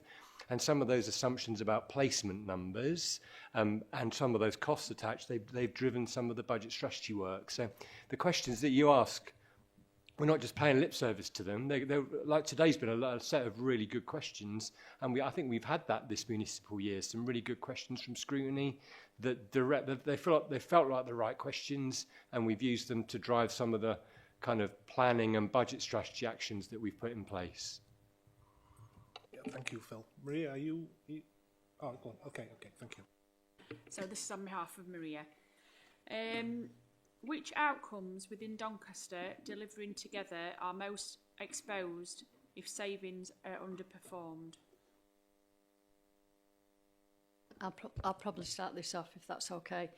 I don't think there's, as we've referenced earlier, it's not necessarily about savings. This year is not, given the scale of it in relation to the resources that we have at our disposal. I think you've probably heard a lot of what from my colleagues. It's about managing pressures. That is basically our key. That is our key challenge. And as a result of that, therefore, it's in terms of the themes, the area that's going to, if we don't get that right, then it's going to be around healthy, happy and long lives. Because if we don't get that right, in terms of what people have been talking about, the early help, the prevention work, then that's going to impact on people's ability to live healthier and happier and long lives. And then, as you've heard, around nurturing the challenges around children's services, whether it be from a child protection perspective or from an educational perspective, the challenges that we've been talking about. If we don't get the level of sufficiency right, that resource in Doncaster, then that's obviously going to impact on the child and the family. So I would probably say it's those two areas, given the scale of resources from the budget that's on those particular areas. They're going to be the areas where there be the most impact if we don't manage the service delivery, less so the delivery of savings, but actually managing the resources we have as effectively as we can.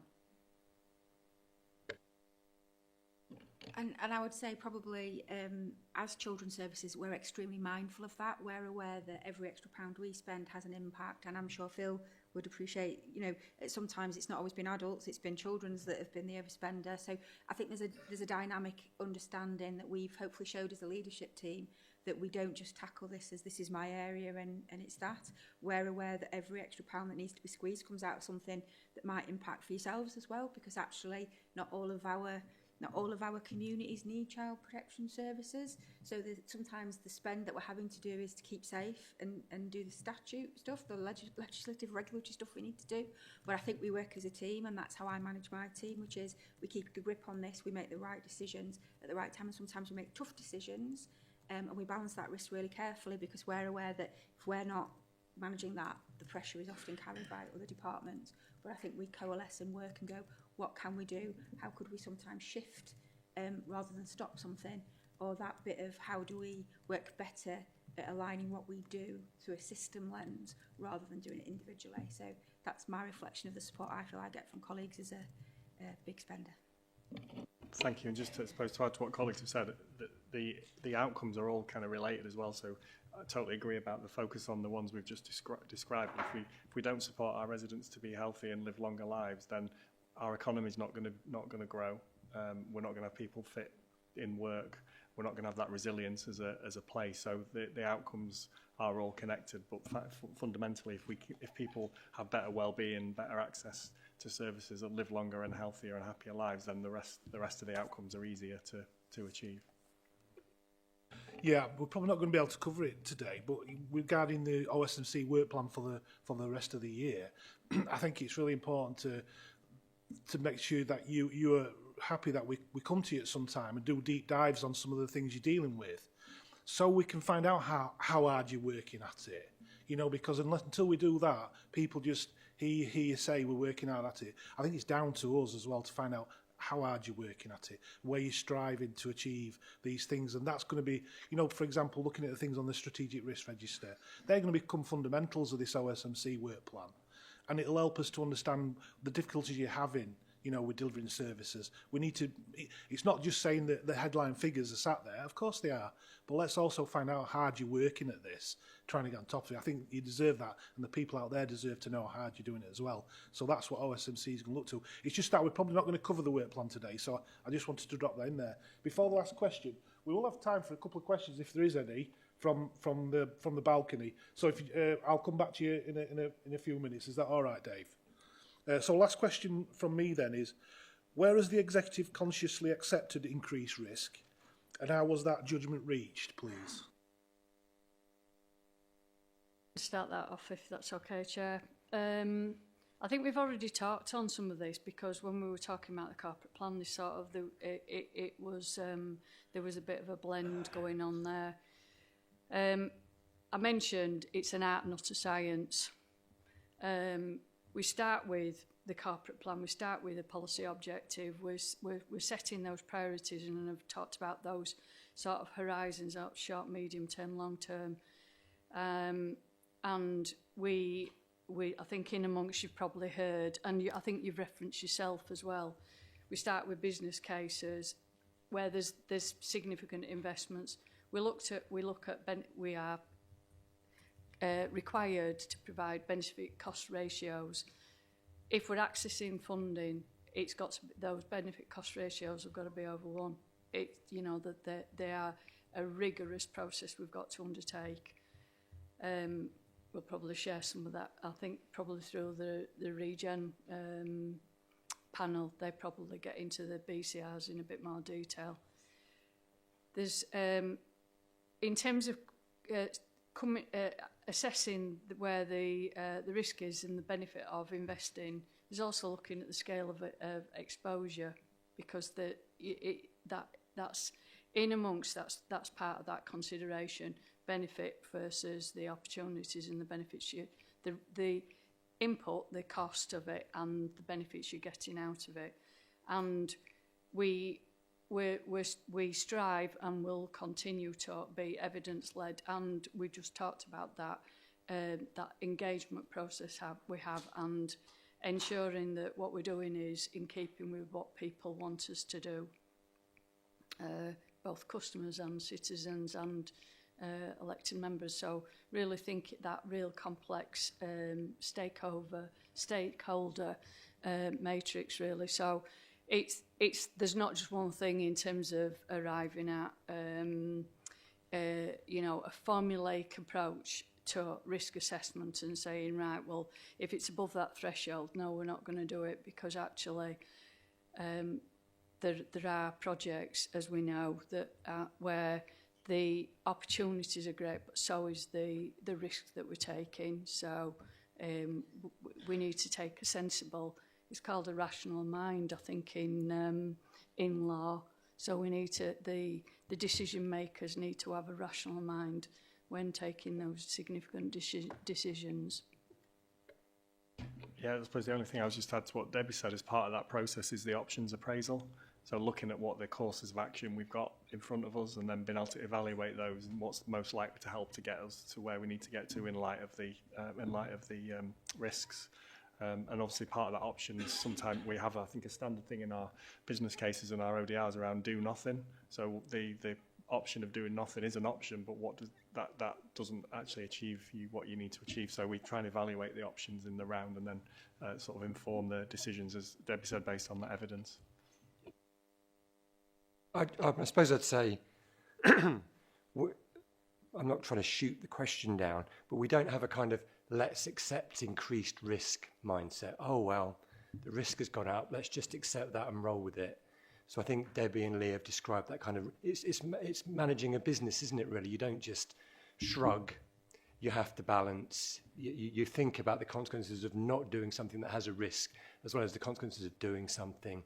It's normal. It's very pressurised, but being pressurised doesn't mean just accepting risks willy-nilly.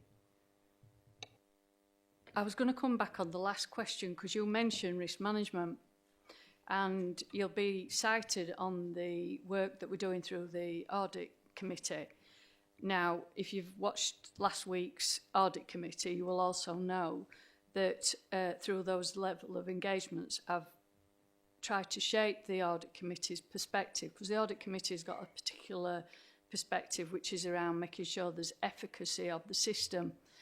We've done 2 deep dives. We've got a number of strategic risks, and in that meeting I was saying that the audit committee's role, because of the terms of reference for the audit committee, is fairly narrow, but it needs to get evidence in order to assure itself that it's discharging that role. Your role is different, but the material, once produced, can be used many times. It's a rich picture that we are producing, so we provided like a portfolio summary by risk that actually sets out what the risk is and the environment people are operating in, and the mitigating actions, the extent to which this council can mitigate against some of those strategic risks. And in this regard, that and the role of this committee, you might be useful, you actually utilising that material and doing what I'm guarding the audit committee against doing, because their job is just about making sure that the arrangements are there. I think the role of you and Scrutiny is about really getting into the subject matter in a bit more detail. No, agreed that. Any more comments? Because we're going to move on to off-notice questions now. Have any of the OSMC got any off-notice questions they'd like to ask? Any of the OSMC committee themselves? No? So we'll open it now. Yes, Dave? Yeah, thank you. We mentioned earlier on, or rather you mentioned earlier on, that we're facing this challenging financial environment. So given the council's stated focus on financial resilience, value for money and managing long-term risk, so can you explain how future plans to transition the council's vehicle fleet, to transition these into electric vehicles, represents a prudent use of public funds, particularly in light of, the very realistic sort of prospect that there's going to be significant changes to the national net zero policy? Yeah, so this mainly relates to our capital programme, and we we've been looking through the capital budget, and there's some investment in the fleet. So what we do is we work with our fleet manager in terms of what's the requirements of the fleet. We've been doing this for kind of a number of years really, in terms of trying to maximise the use of the fleet and only kind of replacing at, when necessarily looking at the whole life cost of the vehicles. So where we've kind of extended the period when it's replaced now, we've kind of replaced every 10 years as well. So just kind of in terms of that replacement schedule, we kind of try and maximise that, as well as just thinking about the EV kind of, not EV kind of relationship. What we've done as well is our strategy isn't just to replace everything with EV. We've kind of looked from a value for money perspective as well. So trying to think, going back a couple of years, we were looking at the street cleansing vehicles, for example, and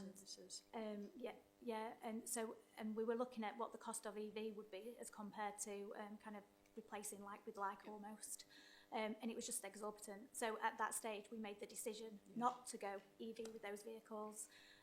With the kind of the pool cars, we've got some fleet in there in terms of, then we are doing EV because it's not kind of that that additional cost. So I know Debbie's itching to get I in. think it's about the technology, and I think that's the sort of way you're coming at with the question, isn't it? It's where the technology has matured, then it's right to make that investment. But there's a long way to go. So hopefully what Faye's already described to you is that we're sweating the assets as much as possible anyway, and then so that we retain. The transport team would love to change it in terms of having a bit of a rule of thumb, but we changed that some years ago because of the financial environment. And in terms of that conversion over to other technology, we're looking on a case-by-case basis. So we had, I think it were about 17 adult social care vehicles that needed replacing. We looked at the market at that point in time, and as Faye said, it was too immature in terms of we would have had to buy bespoke kit to modernise the vehicles. So that's why it was just too complicated. So we scotched the idea at that point in time. That's not to say it's never, but what we're describing is that it's each case, each vehicle is considered for its own merits. And I can see Scott's wanting to come in, and Scott actually manages this section. So I was just going to make a point. The key thrust of this is trying to maximise the use of the fleet. So we haven't got stock that isn't being utilised, or we have got types of vehicles that can't be utilised. So obviously EV fleet rollout for things can be a bit challenging because you need the appropriate charging infrastructure to do that, and obviously that's a big transition away from diesel. So there is a lot of strategic work taking place around how that might be done, but obviously it has got to represent best value and be right for the organisation as well. So there is as I say, a big strategic piece of work about that rollout. But as Debbie and Faye have said, it's got to be something that operationally is going to be the right thing to do, and also financially be the right thing to do, and that's the key driver behind decisions on fleet management. Sorry, just to add, we did get an external report on this as well when we were looking at it at the time of looking at the street cleansing and the buses.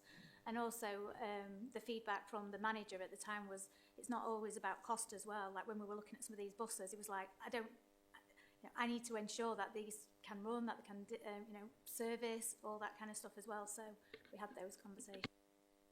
Yeah, that's right, because when the weather's colder, the batteries don't last as longer. And I know there's been some cities where buses are having to come back every 2 hours because there's not even enough in them.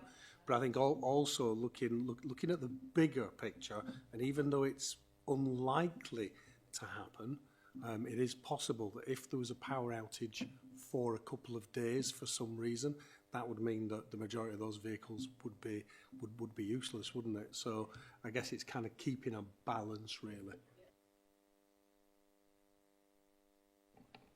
Is that okay? Yeah, Dave. Any other? Neil, have you got anything? Might as well carry on with fleet. The fleet, anyway, it says 262 fully electric and 20 hybrids. Is that purely council? That's not to do with St Ledger? It does include St Ledger, yeah. And you say that you review your fleet. Have you actually considered how much fresh air you carry around in your fleet? Do you just care to explain what you mean, fresh air? Well, you get most trucks seem to be like long wheel-based transits. And when you open back up, all they've got is a pair of ladders. So when I say carrying fresh air, I used to run a fleet of about 300 vans, and we reduced them from being big transit vans to cars or smaller vans. And we had big transit vans as more like a workhorse. So if we needed 1,000 bricks on site, then we put them in a big transit van.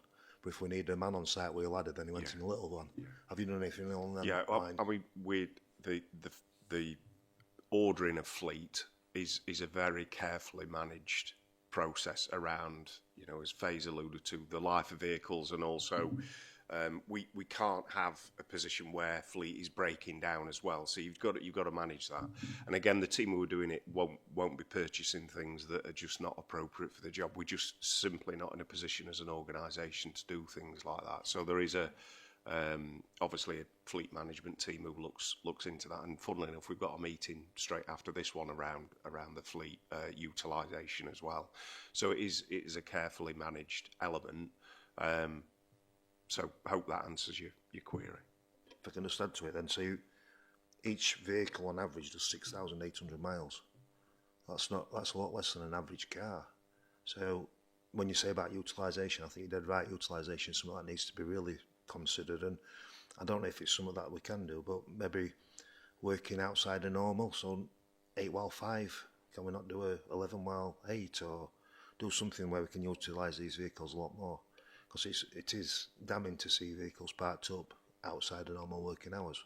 I mean, obviously, it's where different people are using vehicles as well. You do have to have them parked in a certain place to access. So you know, it's very rare you get fleet actually utilised fully for the working day, simply because operationally it doesn't work. But the team do take this into consideration, and wherever possible that is being managed.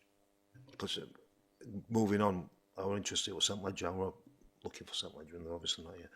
But for what I understand about how St Ledger operate their starting day and finishing day, they're missing opportunities to utilise the guys better, because they seem to focus all their energy in putting guys in one area to work. So say for argument's sake you lived in Hatfield, you'd be expected to work in Mexborough, and all your work would be in Mexborough. So you're effectively travelling from Hatfield to Mexborough in one run, doing no work on way, and then when you get there all your work's concentrated in Mexborough, and then on your return you're returning back to Hatfield with no runs.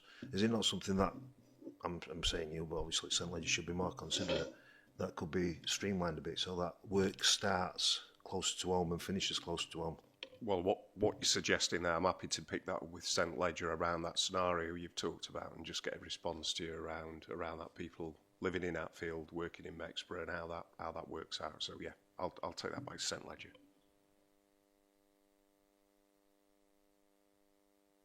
I was just going to make the point in terms of an earlier part of the discussion that actually you might have noticed in the report that it talks about an approval for that level of resource, but the fact that it needs more consideration, because we're acutely conscious that is within the capital programme.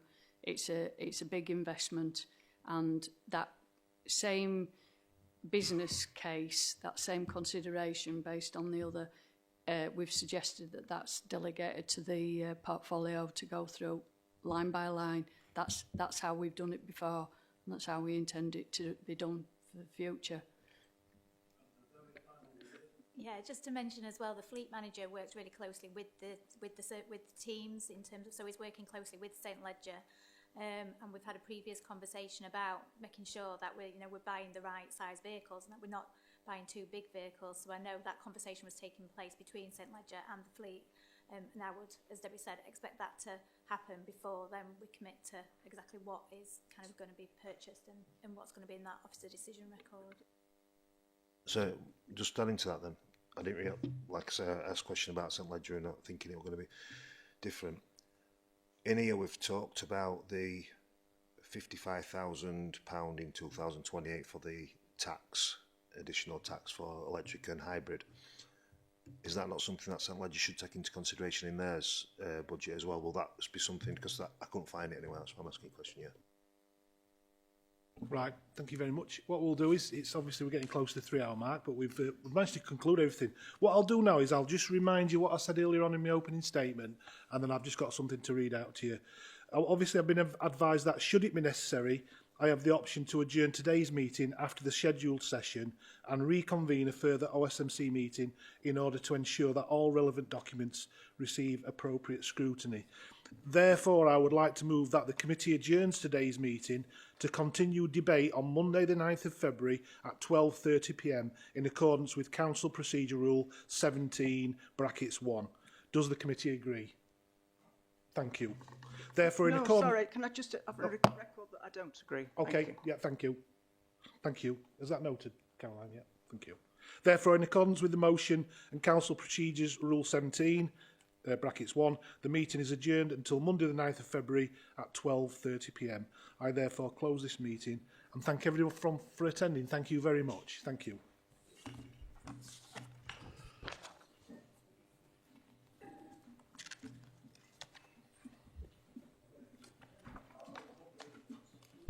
The